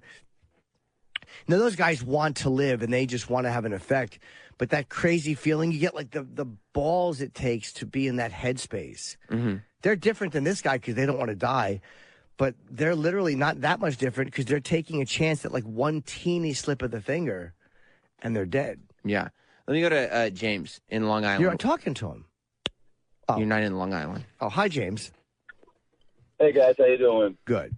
Sam, I would like you to realize that it's not, I suffer with this on a daily basis. It's fucking hell, man. And, I'm on all kinds of medication, and it's about the pain. It's not about being melodramatic. It's not about, I'm going to show everybody or anything. I don't think about my mother when I have these fucking pills in my hand. I don't think James, about I'm not talking about you, though. I'm not talking about you. I'm talking about a guy who's with his dad that says, wait and see this, and then goes with his dad to the tallest building in a continent and makes a show out of it. If you had those feelings and then decided to make a show out of it in front of your family, then you were being melodramatic. It wasn't just about ending your pain. If you do it alone in your bedroom, then it was about ending your pain. Well, there's different ways to do it. Like when this guy is on, James is saying this, you're probably thinking when you think of doing whatever you want to do, like it's better for everybody. Nobody's going to give a fuck, and it's irrational, but that's the thought process you go through. But that's not what that guy was going through. I don't know about that. He did it. But he did it. That's the thing. I mean, but he still made a show out of it. But there's balls, man. You got to have balls. You don't have to have balls. Yes, you do. You have to be a crazy person. That's not balls. No, you got to have balls. There's nothing courageous because about you it. Don't because you go through with it. It is courage. I'm not saying it's misguided courage. It's not courage. There's a difference between insanity and courage. A crazy person can have the balls to do anything just because we have common sense. When they lack that. Well, the military people we say are courageous. Maybe they're just crazy. No, because they're doing something with a higher mission, not just to be like. But they're going into a higher mission depends on who you ask. They go into places. They're not doing it because they want to in their heart. They're doing it because they're trained to do it. They still volunteer for the military. They're still doing it. Yeah, I'm not saying that they're the same as this guy. I'm help only saying others. you can't take away. Like I know what James is saying, and when you look at like.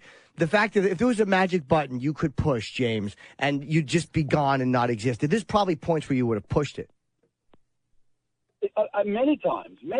And, you know, the thing that stops me, and I hate to admit it, is it's fucking being I feel like a pussy. I feel like I don't have the courage of my conviction, you know? My sister-in-law, at 29 years old, put a fucking 9mm to her head and pulled the fucking trigger with a 4-month-old baby. She was out of her mind. Obviously, she wasn't thinking straight, but on some level, I say, holy shit, how do you do something like that when every instinct in your body tells you not to, you know, it's all about survival, right? That's right. what they say. How do you do that when every fiber in your being is telling you not to do it? How do you do that? In my opinion, that takes fucking balls. Yeah. Again, it's misguided, yeah. There's a big difference between being courageous and crazy. But yes and I'm no. not saying courage. I don't think courage. Well, balls is courage. No, whatever it is, I don't know if there's that big a difference. I mean, There's obviously a huge there is. difference. Firemen are extremely courageous, but what they're doing is crazy. They don't want to do it. They're doing it for a different reason. They're not just sitting there and doing like, okay, I'm just going to do it because their brain is telling them this would be a good thing to do. But they are still taking an action that is very, very likely to get them killed. And they're like, you know what, I'm doing this for them. I'm doing this because it needs to be done.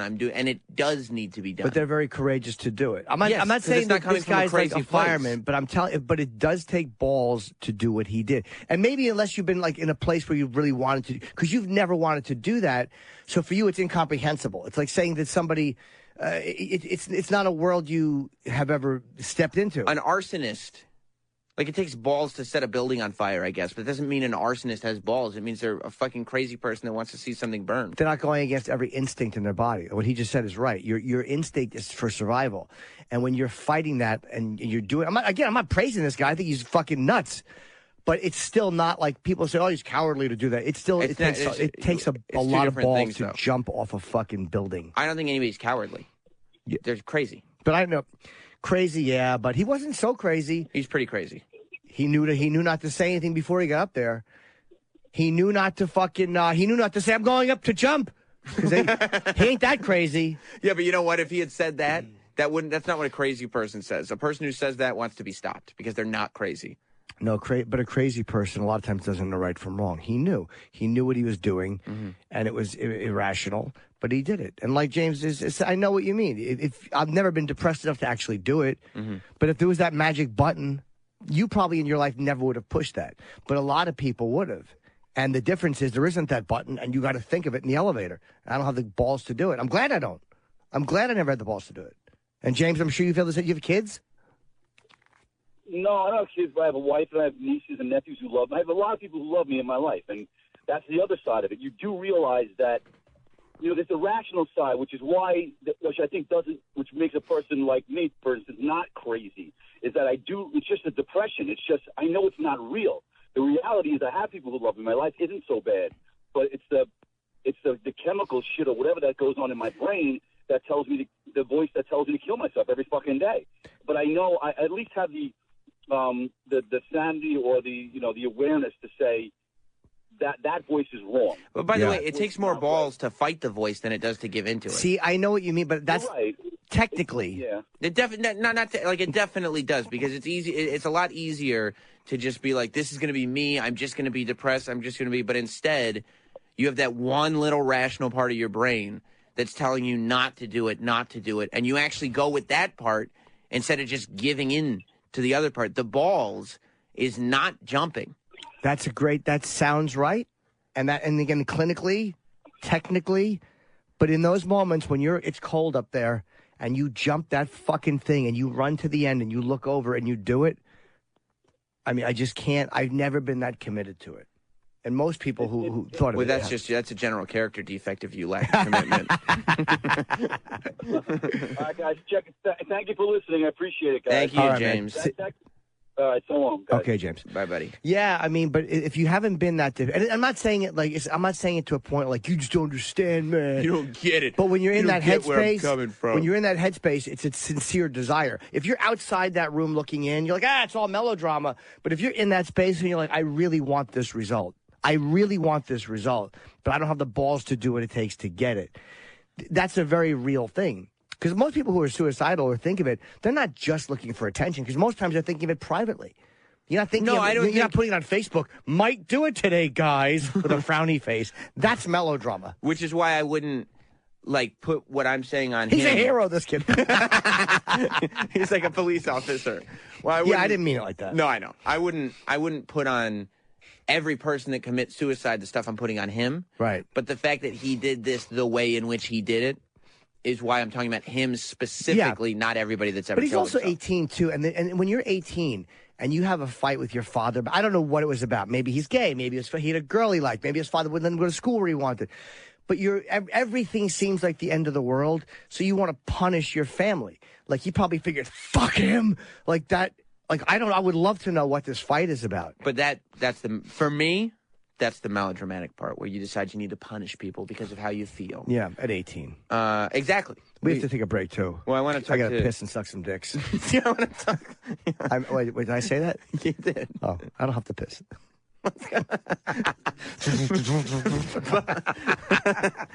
Bob in Colorado. Oh, hey, Bob. Hey, how are you? Hello. Bob, you there?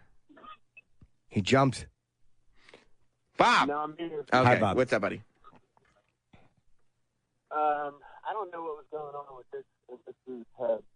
But I know, so I suffer from severe anxiety disorder, not able to be treated, and PTSD.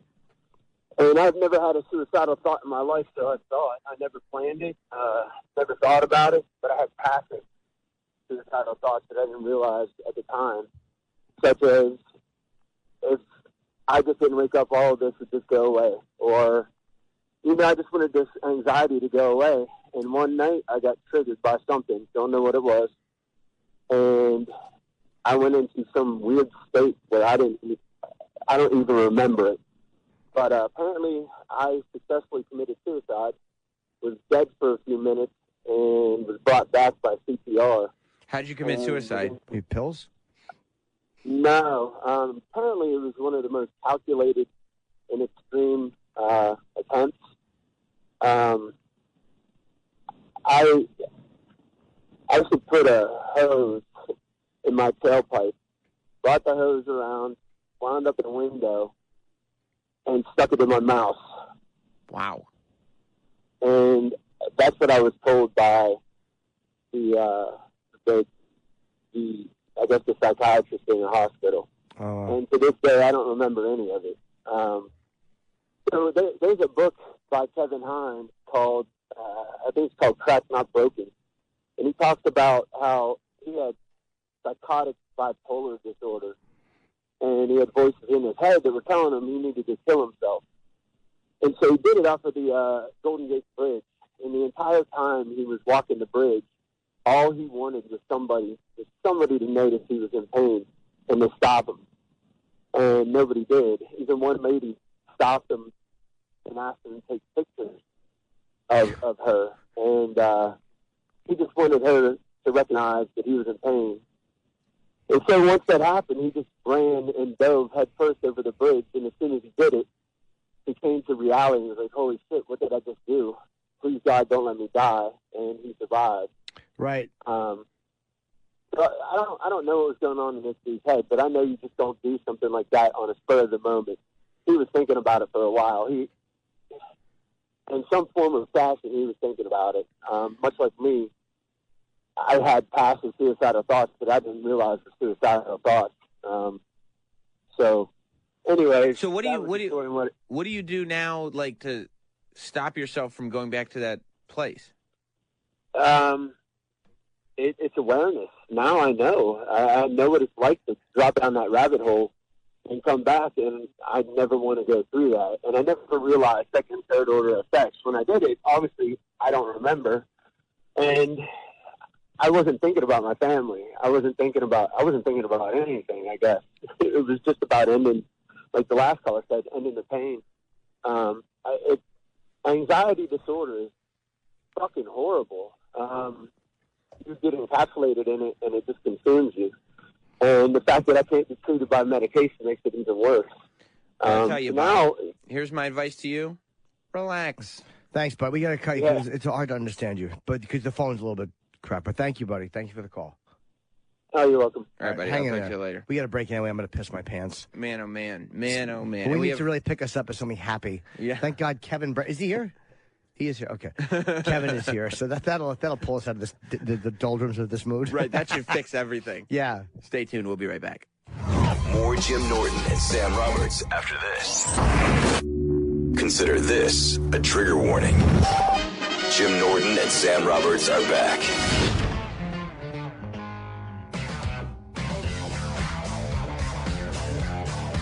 Hey. Boom, boom, boom, boom, boom. Don't forget to check out the YouTube page. We just uploaded our interview with Louis Anderson. So if you missed the interview yesterday, or you just want to watch it, because you can always listen to it on demand.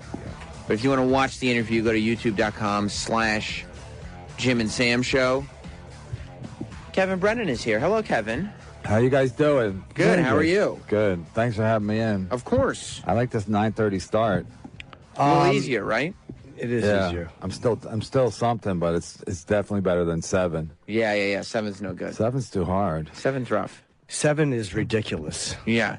There's nothing happening. Did you guys say 8 o'clock? Yes. Yeah.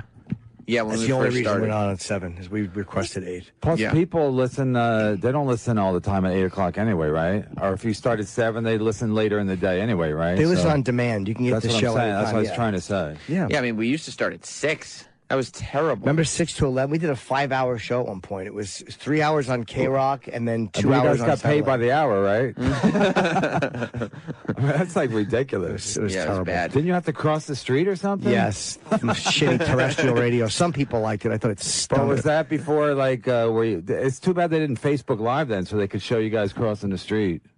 They broadcasted the... Yeah, we did the walkover. They figured out, like, but it was so terrible because it was like, what was it, probably 2006, 2007? Yep. And so the technology wasn't as good as it could be, so they actually had to make a push cart with antennas sticking out of it. Oh, that's right. And then stick antennas out the window of the building that the studio was in so that they could all bounce off of each other. I forgot about the push cart. So they did show it every day, you guys walking? Well, we broadcast it. We Not didn't audio. video it. But The video was by fans. Like, a lot of times the fans would show up and walk over with us. Yes. Wow. And they would take video. There were fun moments, but all in all, it was a huge hassle. How's your podcast going? Do you miss Lenny? Yeah, what happened with that? So you're doing... I don't know. You and, like, I thought it was like, when you guys first started, I remember, like, Bobby Kelly was excited. He was like, yeah, they're both going to come. Kevin and Lenny are going to come together, and they're going to do it. And I'm like, oh, that's great. And then I feel like before anything even got going, I just started hearing rumblings of drama and that Lenny Marcus doesn't do your show anymore. Yeah, well, Lenny's a weird dude, and I I mean, listen, I bash Lenny every which way, so I'll try to be creative in how I bash him today.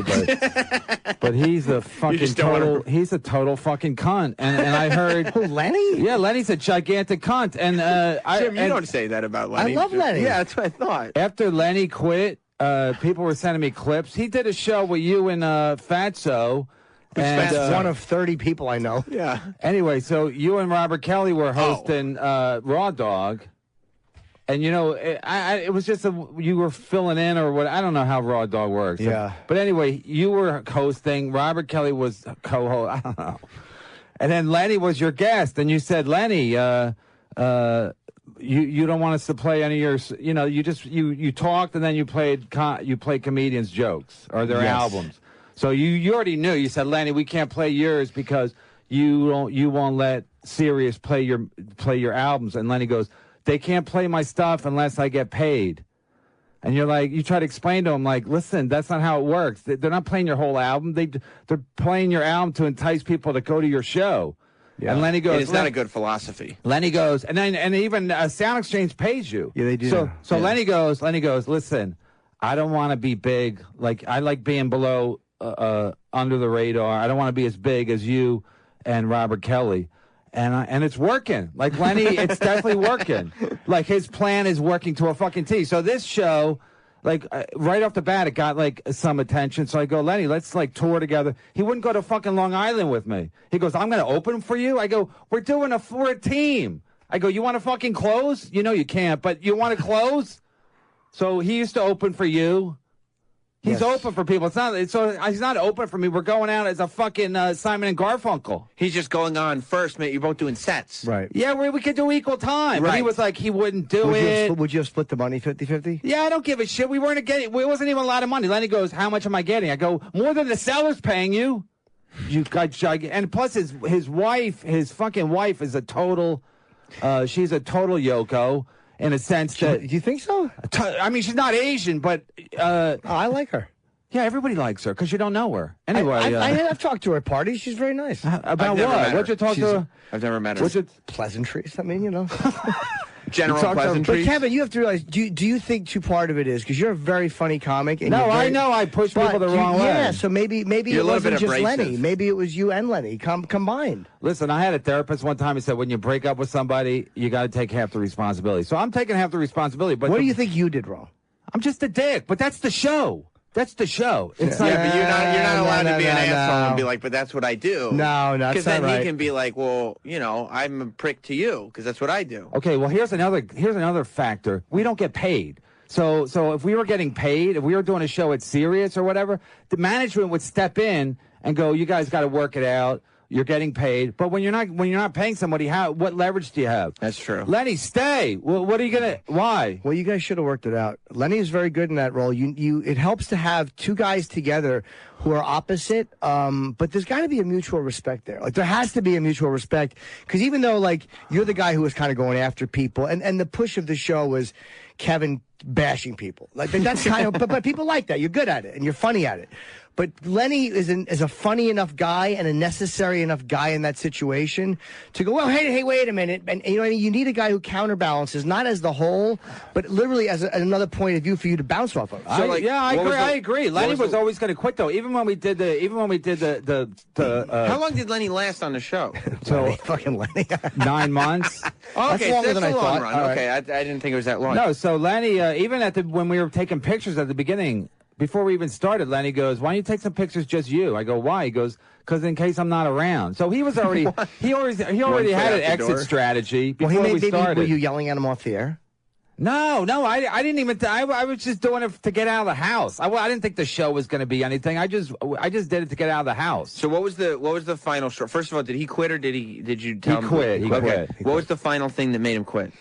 He was getting married in October, so he's gonna miss a bunch of shows anyway. And the last time he missed a bunch of shows, it was a nightmare because I didn't have anybody to run the equipment. So I knew he was going to miss a bunch of shows in October. Let me just finish, Sam. That's insulting. So then, to Lenny. So then I thought, okay, I'm going to need somebody I'm going to need a new Lenny, a part-time Lenny, whatever. Then the first week of October was the first Monday of October. That's when we taped our show. Was Rosh Hashanah. So Lenny was like, "Oh," he was tweeting out like, "Oh, MLC new show starting on Tuesday."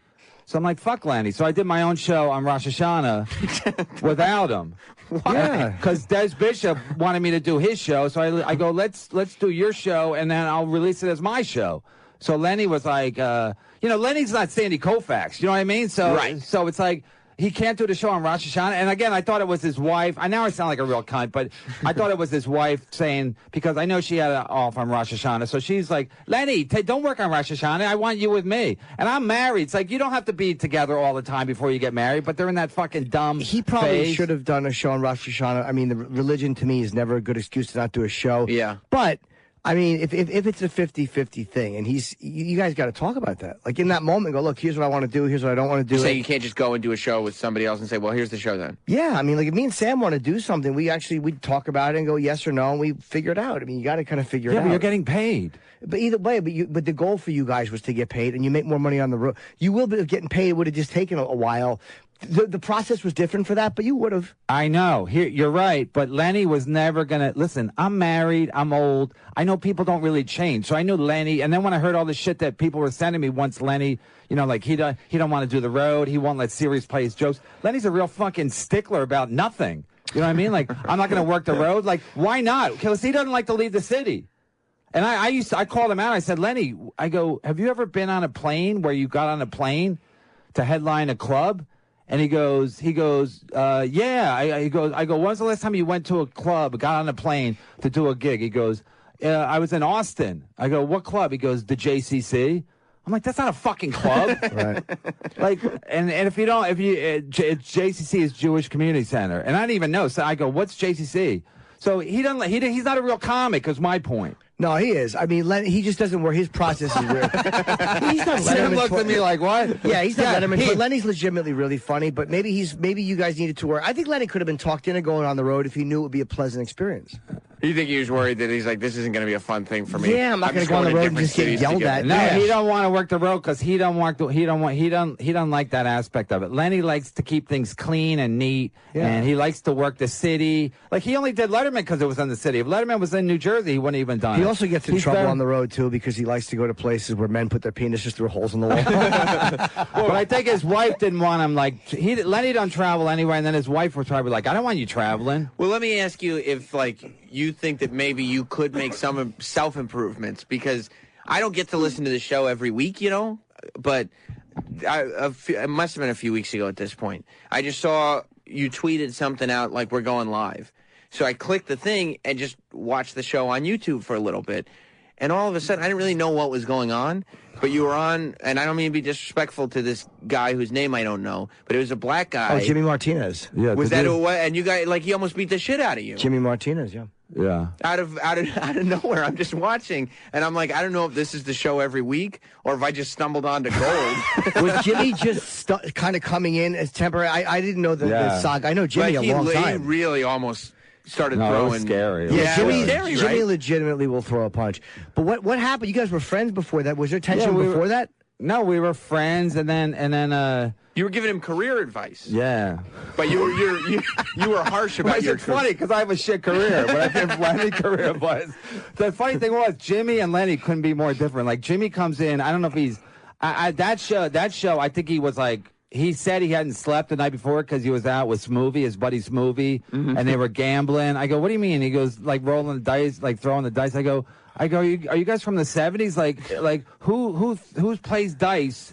You know what I mean? Yeah. So he was not. He hadn't slept, and I think he was drunk. And then and I was basically saying, I called his manager. Yeah, because he was saying that he had stuff going on, and you were like, you don't have shit going on. I don't have shit going on. So I called his manager. Like, yes, I do. And you got his manager on your cell phone. He said to call him. So I know his manager, Jason Steinberg. So I call his manager, and I said, is Jimmy got anything going on? He goes, do you have anything going on? Basically threw it back at me. So I go, whatever. But I'm not bragging I got anything going on. Right. But let me ask you something. If a small country, say Russia invaded one country. Yeah. And then they had a problem with another country. and then they had a problem with another country, you'd probably go, "Wow, Russia's difficult." No, I'm not saying it's not me. Like, obviously, that was the funny part. Like, Lenny and Jimmy Martinez couldn't be two different guys, and they both walked out on me. But Jimmy almost beat the shit out of me. Did you and Jimmy make up? Yeah, he called me the next day, and then we went on Legion of Skanks, or Jimmy went on Legion of Skanks. They wanted me to come by, but I'm like, I'm not going to Queens to get beat up by Jimmy Martinez. I don't think he would have beat you up. Jimmy's the type of guy that would show up at a club to beat you up. I don't think he wouldn't lure you somewhere. He would just show up and but hit it you. was like if that was a movie, everybody watching a movie would be like, why are you going to Queens? Don't go. Has comedy, like, I feel like it's so weird that there's all this drama going on, but it's all real life. Like, has comedy always been this dramatic and this much infighting and this silly? It's like any other business. But has it been since the podcast started? I think the podcast and made it news. Now, there's been before that, there were guys that have had run-ins and stuff like that. But I think now it gets exacerbated because everybody can fucking say immediately what they want, and you can go on a competing place and say what you want. It goes so much faster, and everybody's aware of it too. Yeah. Yeah, but Jimmy Corbin, I mean, we haven't done a show since that, but I mean, I think he's funny. He's definitely good on the radio. But that was great radio. Yeah, Just watching him almost kick the shit out of you. But if he comes in too amped up, then it's no good. You know, like if he comes in, he hasn't slept. I said, just get your sleep. Get sleep. Don't fucking get high. The first time he did our show, he was like smoking out of something. So I'm like, what is that? He goes, don't worry about it. So I'm like, dude, just get high after the show, like, because I don't need you all high and getting all weird. Just be normal. He's funny when he's normal. Mm-hmm. But then he got booted from Hot 97 Radio because his white woman didn't like him. So, when was that? Maybe it's him. I don't know. I didn't even know he worked for Hot 97. He threatened LL Cool J. Like, Jimmy's got his own. Jimmy's got his own baggage. No, he's got his own baggage. So with both guys, I was like, once Lenny quit, I was like, holy shit, Lenny doesn't like to do anything. He don't want to work the road. He won't let Sirius play his fucking jokes. Right. And then I was like, okay, so maybe you need a new social circle.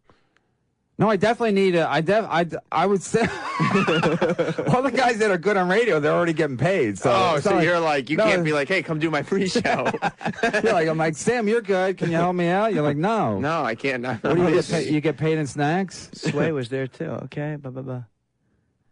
The joke session became elevated when Jimmy spoke about LL's lips and referenced the act as homosexual. That's funny. And made comments about things LL had in his autobiography.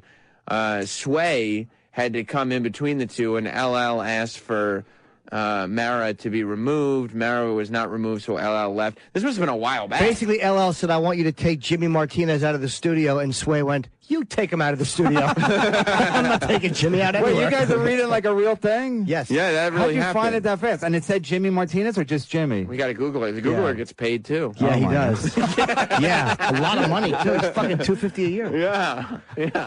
So well, that's what I'm saying. So Jimmy has... I didn't know that. That was another point I made. I'm like, Jimmy, you got your own baggage, you know? And he was just telling me on the phone or whatever. He goes, yeah, he talked to Kevin Hart.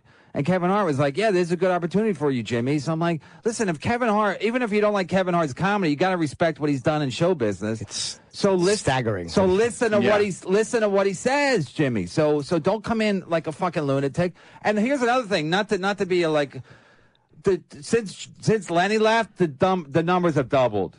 That's just a time thing. I don't think they. I don't know. How long has Lenny been gone for? 3 months. That's a long time. Lenny is. The numbers are supposed to double every 3 months? No, I mean... But your podcast is picking up steam. People like what you do. Yeah, I mean, And the Jimmy thing helped, too. Whenever there's conflict, people like that. Right, the fact that you almost got into a fight and you've already lost one co-host... You said murdered wrong. Yeah. Like, this seems... Even if I didn't know about it, I'd be listening to this being like, this seems like an amazing podcast. I know, and then Robert Kelly gets mad because somebody called in to his show, and I don't listen to the show, but it's so easy to have someone send you a link. So somebody sent me a link. You should watch this. So I watched Robert Kelly, and somebody called on Robert's show and goes, well, what's going to happen with Kevin and his contract's up? And you can tell Robert is like seething that they're calling in about my show on his show. Oh, because he wants to be the top dog. Yeah, and he doesn't like that people are calling him because they're so interested in your show. Yeah, so he's like livid, and then he was taking shots at me like that's kind of fun though. He was taking shots at me like Kevin was such a bitch when Jimmy went to hit him. I'm like, how are you supposed to act? You were scared. I was shitting myself because there was no security. The door's locked to get in. It's not like people are going to see in another studio. So I was, you know, like when you guys talking about that guy jumping, where you probably anticipate like hitting the ground. I was anticipating Jimmy hitting me in the head. Like I could almost like phantom. I was like, I know it's going to feel like this, maybe like that. So I was ready for him to hit me and ready to just cover up. But he's just a big dude, and you know he's the role with Patrice, right? Didn't they fuck up Todd Barry? That was like a famous. I don't think Patrice did. No, and I don't think he fucked up Todd Barry. No, they threw him down a flight of stairs. I think Jimmy pushed him. Yeah, I don't think he fucked him up. Why did he push Todd Barry down a flight of stairs? No, I don't know. No, when I googled Jimmy Martinez, that story came up about how they push him down. I don't think Patrice did. I don't know. That's awesome. But the one thing I was mad about Jimmy not hitting me because it definitely would have been viral. You know what I mean? Yeah. Oh my God. Yeah. And you would have woke up someday and realized how well it went. Like I was sitting there, like I like you. But I was sitting there watching it, being like, "Oh, I hope he hits him." I know. Just as a viewer. I mean, the first thing I said to him when he called me, I said, "Why don't you just hit me?" Because it would have fucking. I mean, it did okay. It did okay numbers wise, but it could have done much better. How long? Who's your co-host now? Is it Carrie Kravitz? What about Carrie? No, Carrie's good, but then I haven't used her in a couple weeks, so she started doing her own show. Oh, that sucks. How did that happen? You just stopped calling her? No, I did a show at the Stress Factory with Bert Kreischer. I always thought it was Kreischer. Look at Jimmy throwing shit at me. Yeah, he threw that thing at you. The mic fell. It was so funny watching this live. And then he spins Carrie around like she's some fucking rag Yeah, that doll. was the only thing he did that I thought was wrong, but he admitted that he felt bad about that. Yeah, he came in the next week and he goes, get out of my way, bitch. He goes, get out of my. That's when I knew he was like out of his mind because he wasn't even using her name. It was like it was just some woman that he was like. Did you put your glasses on because you can't hit a man with glasses? Because I noticed when he walked over in front of you, you slide your glasses on over your eyes. Yeah, he just wanted to see the fist coming better, so he knew when to close them. No, they were already. I think they were already on my head, but it doesn't make me look very manly. I like that you stay sitting too. You're not bowing up at all. You better stay seated, hoping that was just. No, I figure if I stood up, I was going to be right in his face. He was just going to shove me back on the ground. And then you get back on the phone with his manager.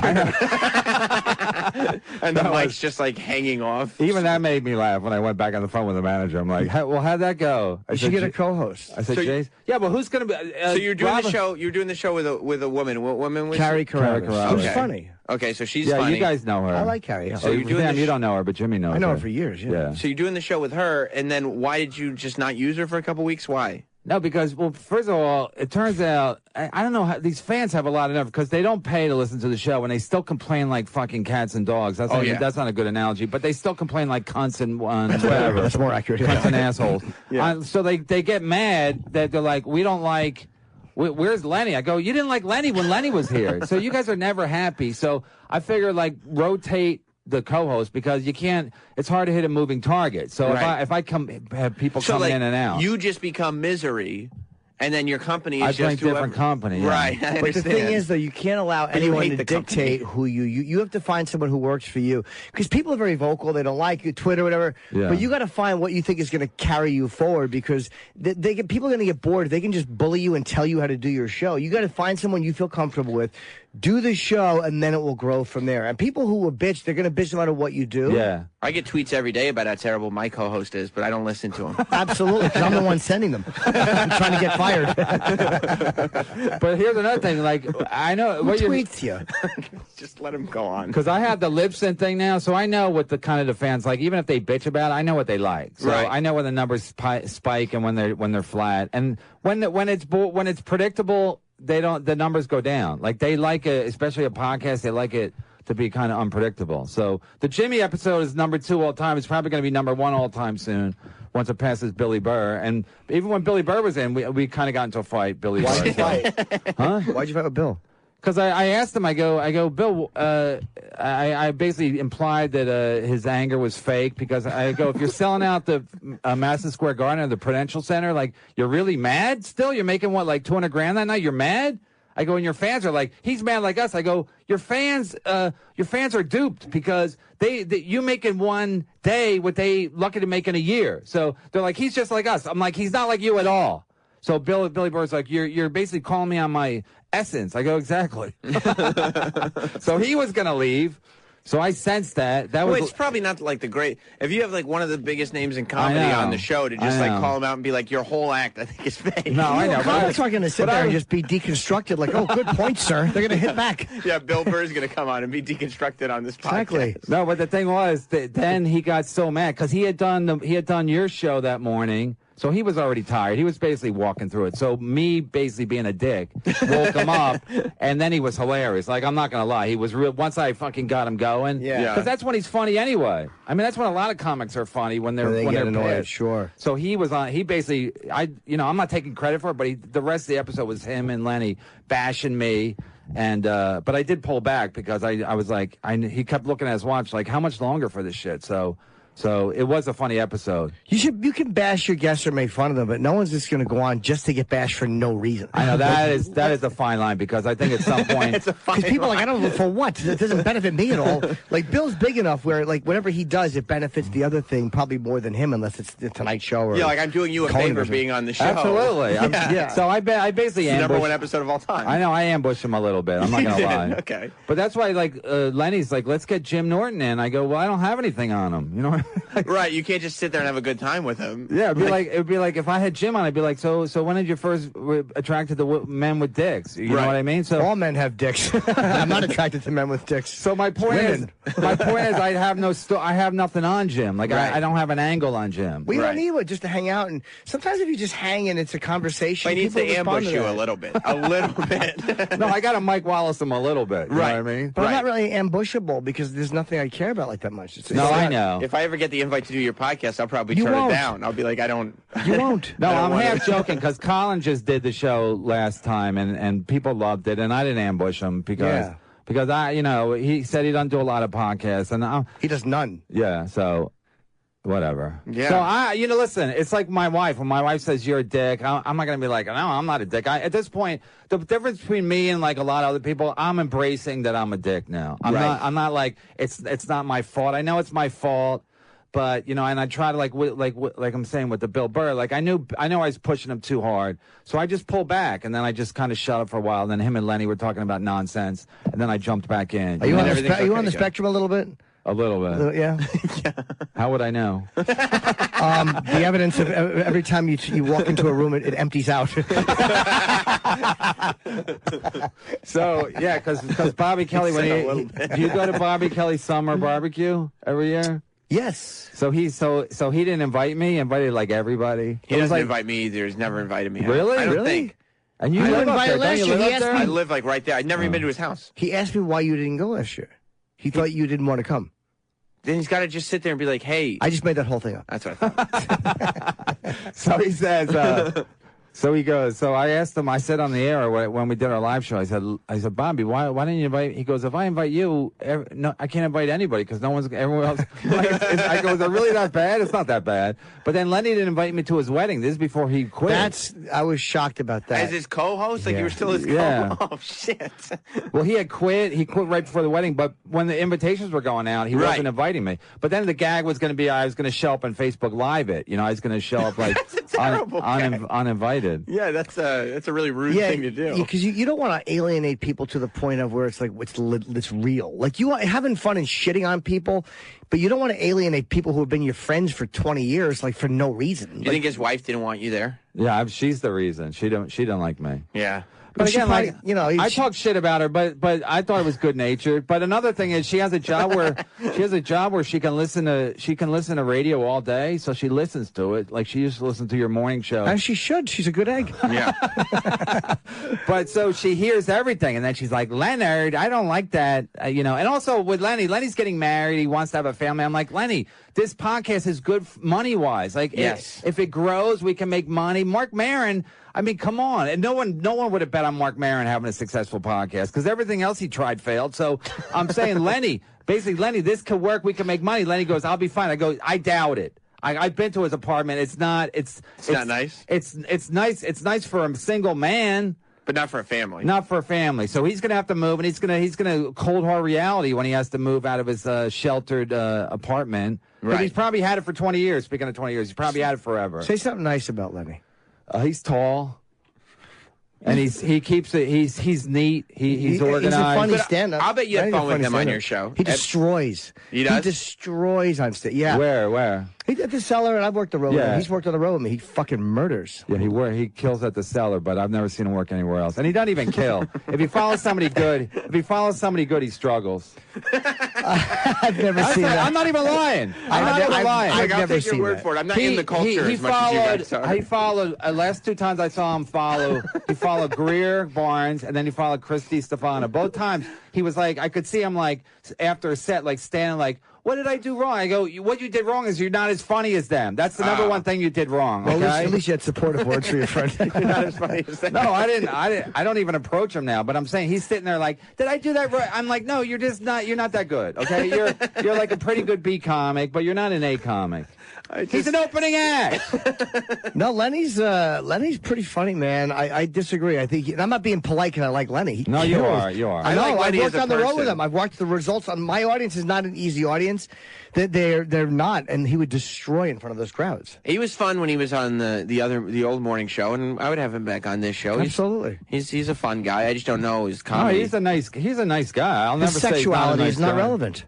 I don't even think we brought it up, but that's No, cool. he's a nice I just guy. think I was just laughing because like Jim was like, say something nice about Lenny, and then he gave you an example of something nice, and instead of following that up with something nice, you correct it. Yeah. No, I think that's what I do though. I mean, it's good nature, but I'm not lying. Lenny, it's like this. When you start it'd be like this. If you have a roommate and you think the roommate's cool, and then you becomes romantic, then you're like, holy shit. When you take it to another level, you start to see people's warts or whatever. I see. And then you're like, wow, this guy's fucking weird. And you can't unsee them. No. Yeah. Yeah, but you have to realize that your warts are visible too. Jimmy, that's my point. I'm a fucking loser, and I'm just a piece of shit. So I'm not pretending that I'm not. My one beef with a lot of comics is they're all cool. They got this. They're easygoing. They're not easygoing. They're not like Mitch Fattel. Remember that fucking half-tard?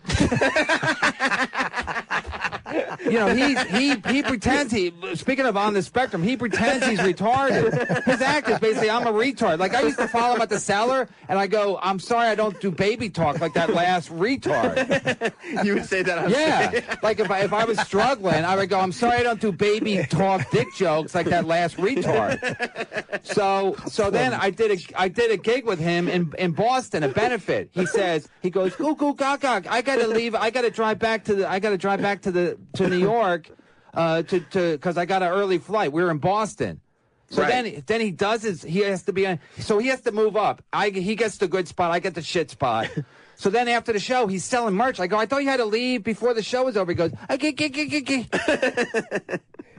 So it's like he wants everybody to think he's easygoing. He's cool. They all got some fucking shit going on. Well, comics are all They're all think they're cool, but they're not cool. They want this spot. They're all fucking this little passive aggressive, manipulative fucking. And you're aggressive, which I mean is better, right? I'm not hiding my fucking my dysfunction, and I'm one of 10 kids, and that fucked you up anyway. So it's like I got a lot of bad shit going on, and the podcast is actually helping me because I realize how fucked up I am. And now I'm like, okay, I'll apologize to Lenny. I've apologized to Lenny before he quit, because he quit. He used to quit once a month, and I would have to apologize to him or like lay low. And then so it's me, but I'm not pretending like I'm like I'm normal, like I got everything fucking figured out, Who are your like people that you're close with in the comedy world? I mean, my best friend was David Tell for many years, and that's a reflection on me because he's really fucked up. You know what I mean? You know what I mean? Maybe I should have more normal friends, And Colin's your friend, right? Not really. He isn't. No. Oh, why not? I mean, Jimmy's got a lot of friends, but Jimmy had a radio show. If I had a radio show, I'd probably have more friends too because they'd have to be nice to me.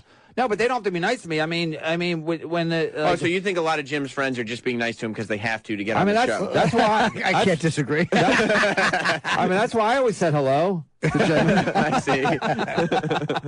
No, it doesn't hurt. I mean, it doesn't hurt. No, I get that. Yeah, that might be right. Who are your friends? So Colin's not really your friend anymore. Me and Attell started together. Yes. Me and Attell, Mike Royce, who wrote for Ray Romano. Yeah. So we were like Dave Juskow, like guys like that. He was never like a real comic, but it was mostly me and Attell. Like I would talk to Attell like a lot, but Attell's real fucking dysfunctional. So So I never, and then, I don't know. And then I met Lenny, and me and Lenny always got along, but it was more about, we'd talk sports or whatever. Listen, I still like Lenny. I'm never going to, it's not like it's like seeing an old girlfriend. I'd be like, you know what? It's not like she fucking cheated on me or gave me herpes or anything. You know what I mean? I think Lenny doesn't like you, though. I think that's probably. Yeah, Lenny doesn't seem. And I wouldn't blame him. Yeah. Yeah. I would think that Lenny probably shouldn't like you. Yeah. Literally based on this is becoming like an intervention. Well, I mean, just based on what you said 5 minutes ago. Yeah. You just say something nice about Lenny. You're like, he's fucking terrible. He's a fucking opening That was act. a bad compliment. Yeah.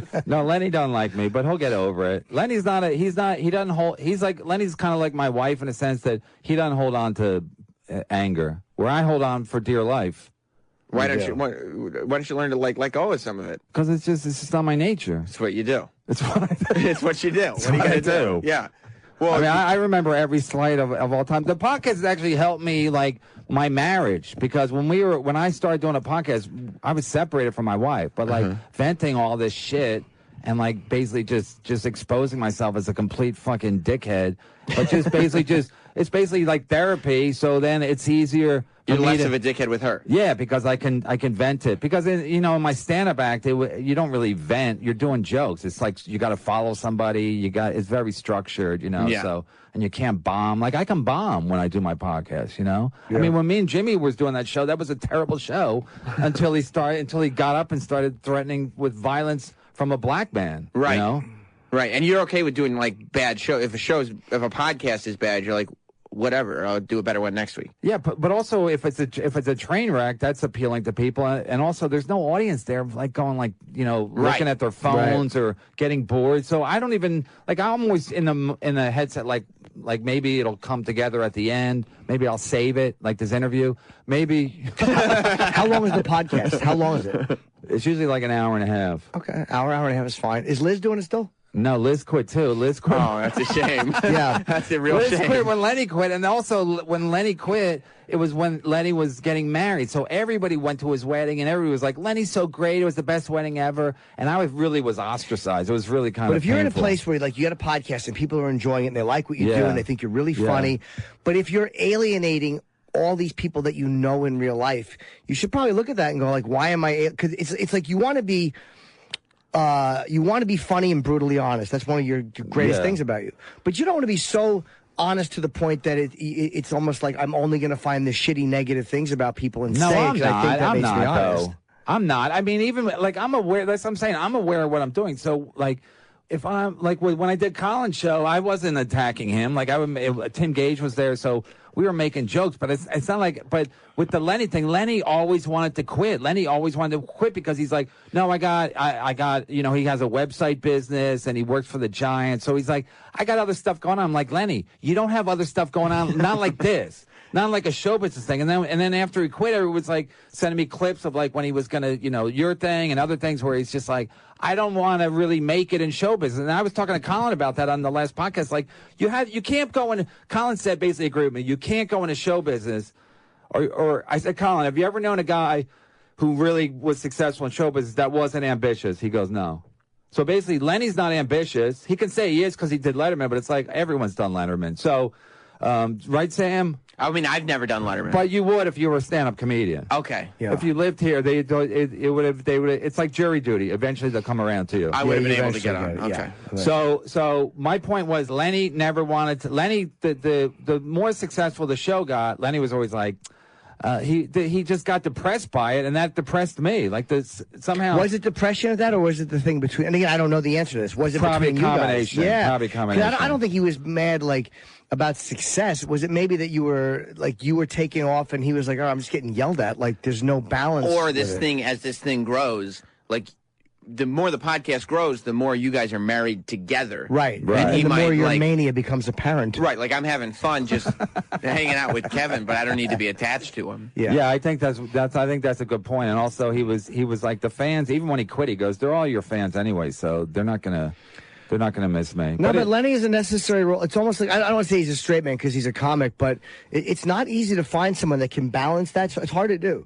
Listen, when the show started, it was just me and Lenny sitting in a room. Lenny was great at the beginning because Lenny's a good laugher, and he stands his ground. So if I made a ridiculous point, he would call me on it, but he wouldn't take it so seriously. He would laugh. Right. So once the show found its its vantage point, or its whatever word I'm looking for, once we found out what the show was, I still needed him, but I didn't need him as much. And I knew in that moment right there, that's the issue right there. Yeah. No, but again, and the other issue is like when he goes like, look, Lenny had things to do, and so I just needed somebody to do the equipment.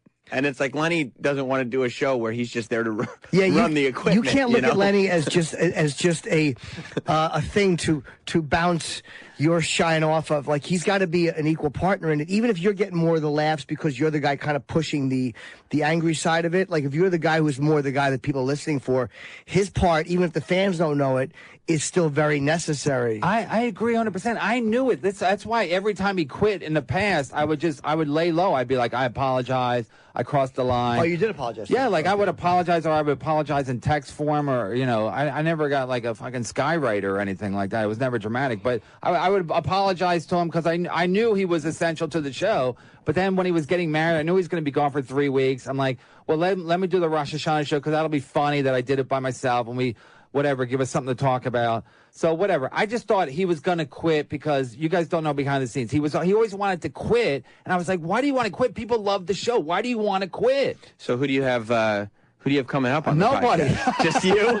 No, I'm fucked, but we'll see. Who's going to co-host with you? And by the way, it's called Misery Loves Company. And where can people get it? On the Riotcast Network. It's on riotcast.com and iTunes. Or go to my Twitter, Kevin Brennan 666 3 6s, Kevin Brennan 666, and there's a link there.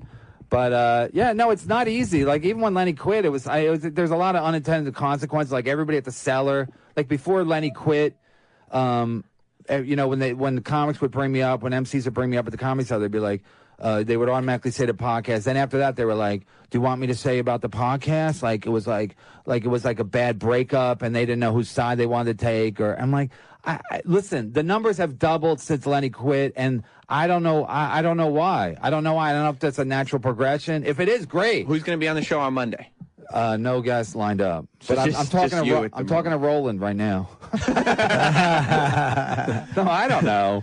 We should probably take a break. Yeah, take a quick break and come back. We got Kevin here, and check out the podcast because you're doing it's good, man. People like it. It's like you don't want to implode before it gets really good. Like it gets so much bigger. It can get so much bigger. Like you don't want to implode, but like you don't want the thing that's making it popular to wreck it. And I hate to say it like that. Like you don't want the thing you love to destroy you, but the thing that makes you popular and people like you. Like as much as we were abrasive on this show, eventually Opie and Anthony fell apart. But a lot of times off the air, if we would have discussions, it wouldn't just me be going like if every time Opie or Anthony says something, me going like there was like a real way of communicating off the air, which eventually collapsed after years. But for a while, there's a way you got to do it where at the end of every segment, everybody's like, okay, cool, 1, 2, 3, we're all here, everything's okay. I agree, and also, in my defense, if we were getting paid, like I said, and also management, if we had management, we didn't have management, like. Riotcast never jumped in to help us, and if they did, Bobby would always take Lenny's side. Bobby and Lenny meet every Tuesday for lunch. So I hope Lenny doesn't fucking pay for that. No wonder he's in the apartment still. But they meet every Tuesday. Then no one ever met me, and I was like, I think I'm essential to the show, but they never met me. They never any problems they had. Did you ever try to meet with them? Yeah, but it was like Bobby Kelly. I can't even get him on the phone. That's gonna be Kevin's the name of his book. No one ever met me for lunch. ... All right, we'll be right back with Kevin. Yes, and he's got dates tomorrow. Yes, through Saturday. Kevin Brennan is going to be at the Stress Factory. So get down there, and then February 17th and 18th at Wisecrackers in Wilkes-Barre, Pennsylvania. 732 at the Mohican Sun in the Poconos. Yeah, Kevin's a really, really funny stand-up. 732-545-HA-HA for the Stress Factory. Really, really good comedy. That's this weekend, starting tomorrow. Let's get down there, and we'll be right back. We'll be back with more Jim Norton and Sam Roberts. This is what happened on the last Jim Norton and Sam Roberts show. For me, that's the melodramatic part where you decide you need to punish people because of how you feel. At 18. Exactly. We have to take a break, too. Well, I want to talk I got to piss and suck some dicks. Yeah, I want to talk. Wait, did I say that? You did. Oh, I don't have to piss. Get comfortable. Jim Norton and Sam Roberts are back.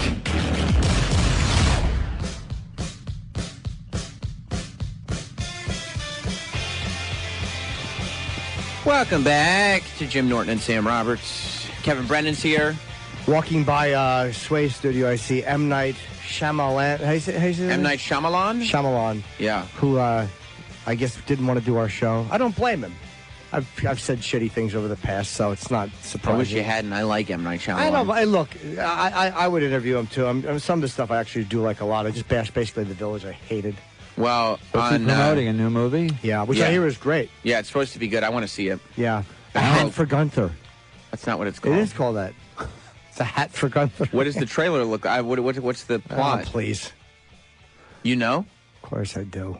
Because you're like an industry guy. Yeah. So what's the twist or the plot, I guess, of Hat for Gunther? Gunther puts a hat and he sees the future. Wow. Just with that one specific hat or whenever he puts a hat on? Just that one. He's still young, though, right? M. Shyamalan? Yeah, he is. Yeah. He's probably 40. Yeah, he's a young guy because he started young. He's Sixth Sense. He was a kid when that was a good movie. It's brilliant. It's fucking brilliant. Do you remember the twist? I don't want to blow it. Oh, he's 46. I guess he's a little older than I thought he was. Cool. But Brown. I was gonna say black don't crack, but no. But Alan Havey I don't know anything about the movie, but Alan Havey just posted on Facebook the other night, M. Night Shyamalan, please stop. So I was like, I guess he saw the movie, didn't like it or something. Maybe you just saw the trailer. Did you guys see La La Land? No, but I have it. I'm going to watch it. I watched it. Now people are saying that's a piece of shit. So I hope so. People are mad. You know what? I'm going to tell you something. I didn't want to like it, because it's a musical and La it's La dancing. Land? Did you see it? Yeah. And you liked it? I thought it was I thought it was wonderful. But he also likes chairs with a fist on them. He's not a great indicator. He's not a great indicator. Yeah, I thought La La Land was terrific. The colors look amazing. Yeah. Yeah, and the song's nice. Oh, shut up. I mean, maybe in context. Hold on. It speeds up. I have AIDS. And they slow dance to that? Well, they start like he's playing piano, Ryan Gosling is just sitting there, he's playing his piano. What's better than roses on your piano? What? I don't know. Tulips on your organ. You piece of shit. Dean Miller told me that joke. My old pal, Dean Miller. I wish Dean hadn't taught you that one. Come on, that was a classic. That's a good one. Yeah. You don't like music. Is that Emma Stone? Yeah. I like the sound of music. Do you? Yeah, I like that a lot. I had a voice for musical theater when I was a kid. Did you? I did. It's because your voice hadn't changed. Every kid's got a voice for musical theater. No, but I mean, I was good. And Were you you? sang in the thing, the I school did. productions? Yeah. What productions did you guys do? Apocalypse Now. Yes. Traditionally not performed as a musical. Yeah. Teach young men to drop fire on people. Yeah. No, I guess I haven't seen the musical It rendition. would be funny to of it. see Jim Norton as like a young lad being so wholesome. Yeah, with suspenders on, singing. Yeah, singing. Yeah. Barbershop quartet. Not knowing what his future's has holding Yeah, for him. right before he blew his first dick. Oh, Right please. before. I was too young to sing. That's when he started singing. Oh, my God, yeah. I was humming just to pretend I was doing something else. Did your parents anticipate any problems with you going forward? I don't know, to be honest with you. I don't know. Do they know about your sex life now? I hope not. I've only talked about it. Yeah, they've know. seen me live. They know. They know I'm a piece of shit. They don't talk about it, though, like off stage or anything, do they? Yeah. No, they just avoid that, How don't they? are you?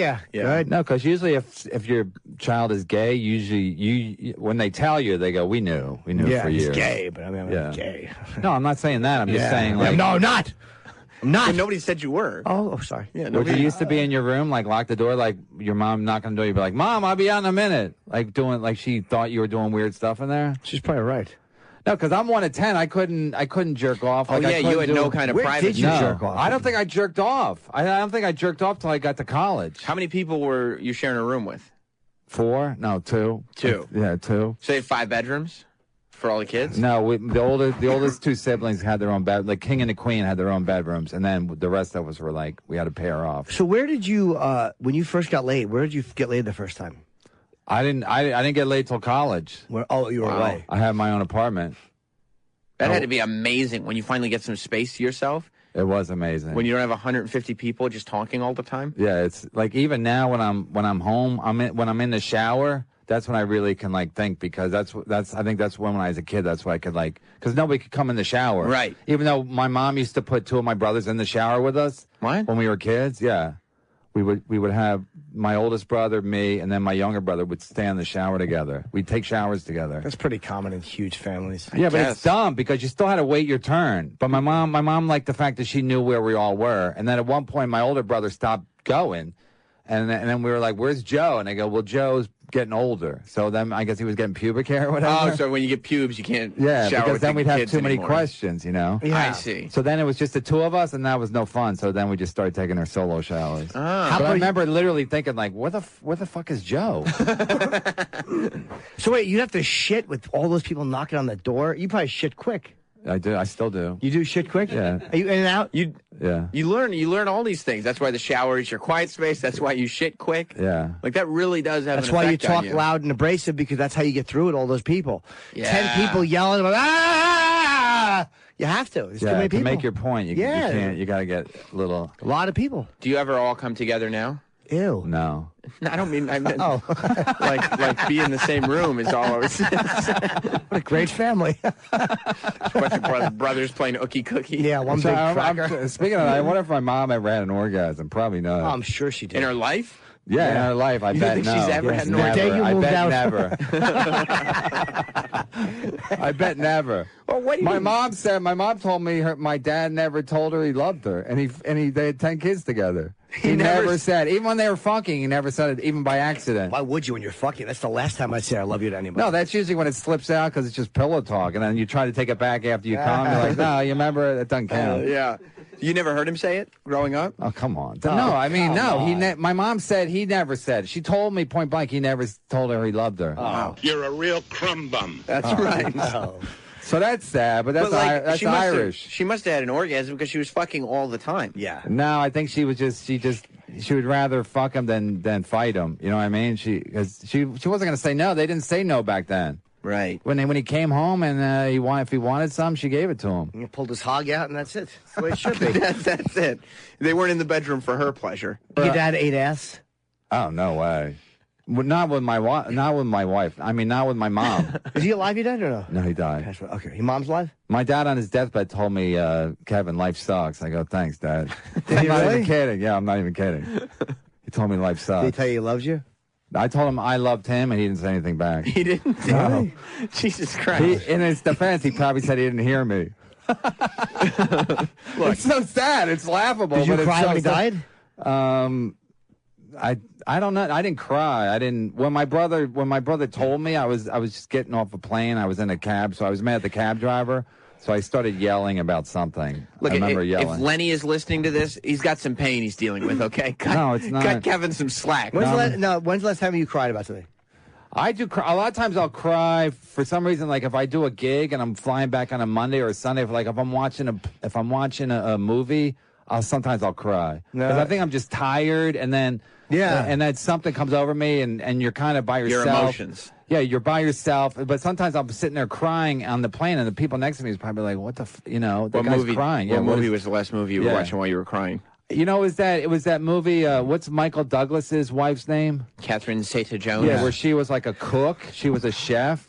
What movie is that? It was dumb. I remember watching it. I'm like... She was a chef? Yeah, she was like... She was with this younger guy, and she had like a... Oh, I know that movie. No Yes, Reservation? It's called The Chef Shit in My Mouth. It was so... Even I was like embarrassed for him. Like, why are you crying at this piece of shit? But sometimes like... This is a rom-com. Yeah, it's a rom-com. Do you like rom-coms? No. So why are you watching rom-coms? I don't know. I don't know, but I was like... What did you cry about? Did she do well in the chef competition? How was her London broil? No, I think because there was a kid involved, or who knows. It's just like I feel vulnerable because when you're on a plane, you think you're going to die. Maybe you're like emotional. Vulnerable. Yeah, why would you even sit through this movie at all? The scallops. Because it's free, and then, whatever. I don't know. You don't have like an iPad or something? Turn the sound up in here. Let's get And then there's a guy, the little girl. I had a daughter at the time. I still do, but she was little. Yeah. Oh, does your daughter like you? I have no idea what to do with a kid. Yeah, my kids like Especially me. one who's Okay, lost good. her mother. How want you to take a week off. Well, where's There the has to be dude? someone better I don't know if suited to this is this. the movie because there was a dude involved. Aaron Eckhart. Yeah, is he in this? Yeah, he was on the poster. Yeah, then this is it because I know Aaron Eckhart was in it. I Yeah. know it's like one of those young, handsome guys. I was crying because I could never have a man that handsome. Will you please tell me? Oh my God! Look who it is! It's Aaron Eckhart. Look at that beautiful hair. Look at They're always that. crying about that hair. He's like an Owen Wilson wig on. It's really annoying. Really does. His hair stinks. Terrible wig. Take care of those dishes, and I'll take care of these. Wow. She cut the menu with a knife. What a Cool. chef, huh? Yeah. That's a real chef thing to do. I feel like a total loser even more now. I hope he gets burned like he does in Batman. Yeah, exactly. Half his body. Yeah. This is who I am. The That guy's made at me cry. 11. This is supposed to be interesting. Of course he's going to fuck the chef. Her asshole smells like kitchen. You know how awful that Oh, must look be? at that though. Sometimes that's a great line. What's that line? Go back. Sometimes is it what's the movie about? Chefs. Sometimes life isn't made to order. Ah? Oh, you're right. This is my movie. Is that what you Yeah. said? Was your tears were flowing down your face? You know, life is not always made to order, right? All right. You couldn't have found this on a menu. This is that was my rosebud. When I heard that, I'm like, I mean, can't take it. sometimes it's cancer for dessert, but it doesn't fit. Yeah, what? Sometimes dessert has a tumor on it. I'm telling you, it's like I have to shit I do where I'm like, it makes no sense. I'm like, why are you? Even as I'm sitting there crying, I'm like, why are you crying at this? Of all things. So wait, life isn't made to order. What happens to the rest of it? I don't even know. There's another 8 minutes in this trailer. Show me more, Sam. What's the rest? I think Oh, she's in bed with a cute little girl? All right, it's creepy. You're not doing everything wrong. She called her Kate. That must not be her daughter. Yeah, Aaron Eckhart. Look at Oh, him. his little dimpled Just chin. smiling. I hate it. Abigail Breslin when she was still a little Miss Sunshine kid. You know, she's a drug addict, and she's one of those. She got older, things got worse. This stinks. No reservations. This is horrid. Oh, good. They make love. Will they or won't they? Oh, great.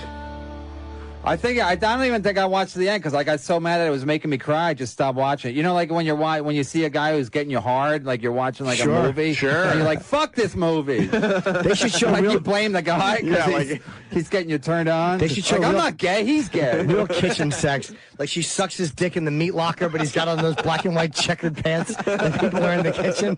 She's fingering his ass. I don't like how you're tarnishing my movie, Jim. Truly terrible. You can tell it's good because if you look at the poster, they're back to back, kind of looking over the shoulder, like, uh-oh. Ew, is that the poster? Oh no. Let's take a look at the poster. And what they don't show you is the lower. They're joined by a hot dog. They each have a hot dog in their heinies. Oh, this stinks. Double-headed hot dog. This is terrible. Let's take a look at the poster. This is the last movie that made Kevin Brennan cry. This is great. Yes, he was trying to explain to people. It's like Amistad, but in a kitchen. All right. This is... Ew, they're back to back. Hey, we're out of time. Yes, check out Kevin this Thursday, Friday, Saturday, and Sunday as well. 732-545. Ha. Yeah, and let me just say Stress something to Factory. fans. I have all these fans out there. I don't know if you guys are fair weather fans, but like they're going to want money at the Stress Factory. So don't be showing up like Kevin's usually for free. Okay, this is not for free. Show up, motherfuckers, because Vinny Brandt is not going to be happy. You mean because they all love the podcast for free? Yeah. Now it's time to pony up some dough. Yeah, just show up. Plus, I got new MLC podcast T-shirts you're gonna love. Also not for free. So bring your fucking checkbooks or your credit card, mostly cash. Yeah. And, right, Jimmy? Yes, and by the way, fuck this movie. Because I'll tell you why. His son's name was Rudy in the first one, and then they get rid of Rudy like he died. Now he has a daughter. You fucking cocksucker. First of all, they could have just added the daughter. Or how about they have Rudy be gay? Or something, but the idea of killing off the son just because it didn't fit the storyline, what weak writing. You got to have a woman, because if a woman's not in, the women will be like, where's the woman? Well, I'll tell you why. Because the whole reason the movie works is because Shia LaBeouf thinks that he's going to be the heir that Michael Douglas never had. Doesn't matter. We work it. The crux of the movie is based on the fact that Michael Douglas is going to get a grandson. If he's already got a son... Who cares? What did the son die of? They don't forget. Throat cancer would have Money been fell on good. his head. Cancer. Little baby throat cancer. They should have come up with a better plot line. Stinks. All right.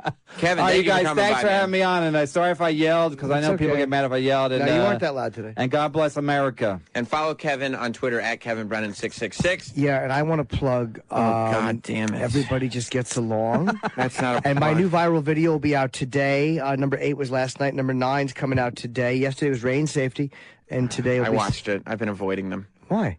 People didn't like. They kept saying Joker. Well, I was one of them. How many alter egos do you have? Just me. There is only one. No, on Facebook. When you're on Facebook, what other guys do you have? Well, it's Jim. There's also Chip. There's also Edgar. There's also Paul. There's also Kirk Cinnamon. But Josh Goodnaturedly doesn't show up much anymore. No, do they all do Facebook Live, though? How many characters do Facebook Live? Mostly just Jim, and occasionally Chip will chime. They'll all chime in for a moment, but just you and Chip? Mostly, yeah. It's really weird. Yeah. It's really weird. We'll see you guys tomorrow. Yeah, Bye. This has been Jim Norton and Sam Roberts. To download today's show or listen on demand anytime, get the SiriusXM app or go to SiriusXM.com/on-demand. Follow Jim Norton and Sam Roberts on Twitter, Facebook, Instagram, and YouTube at Jim and Sam Show. Listen every morning, live, starting at 8 a.m. Eastern, 5 Pacific. See you then. Oops, I think our time is up. Bye-bye.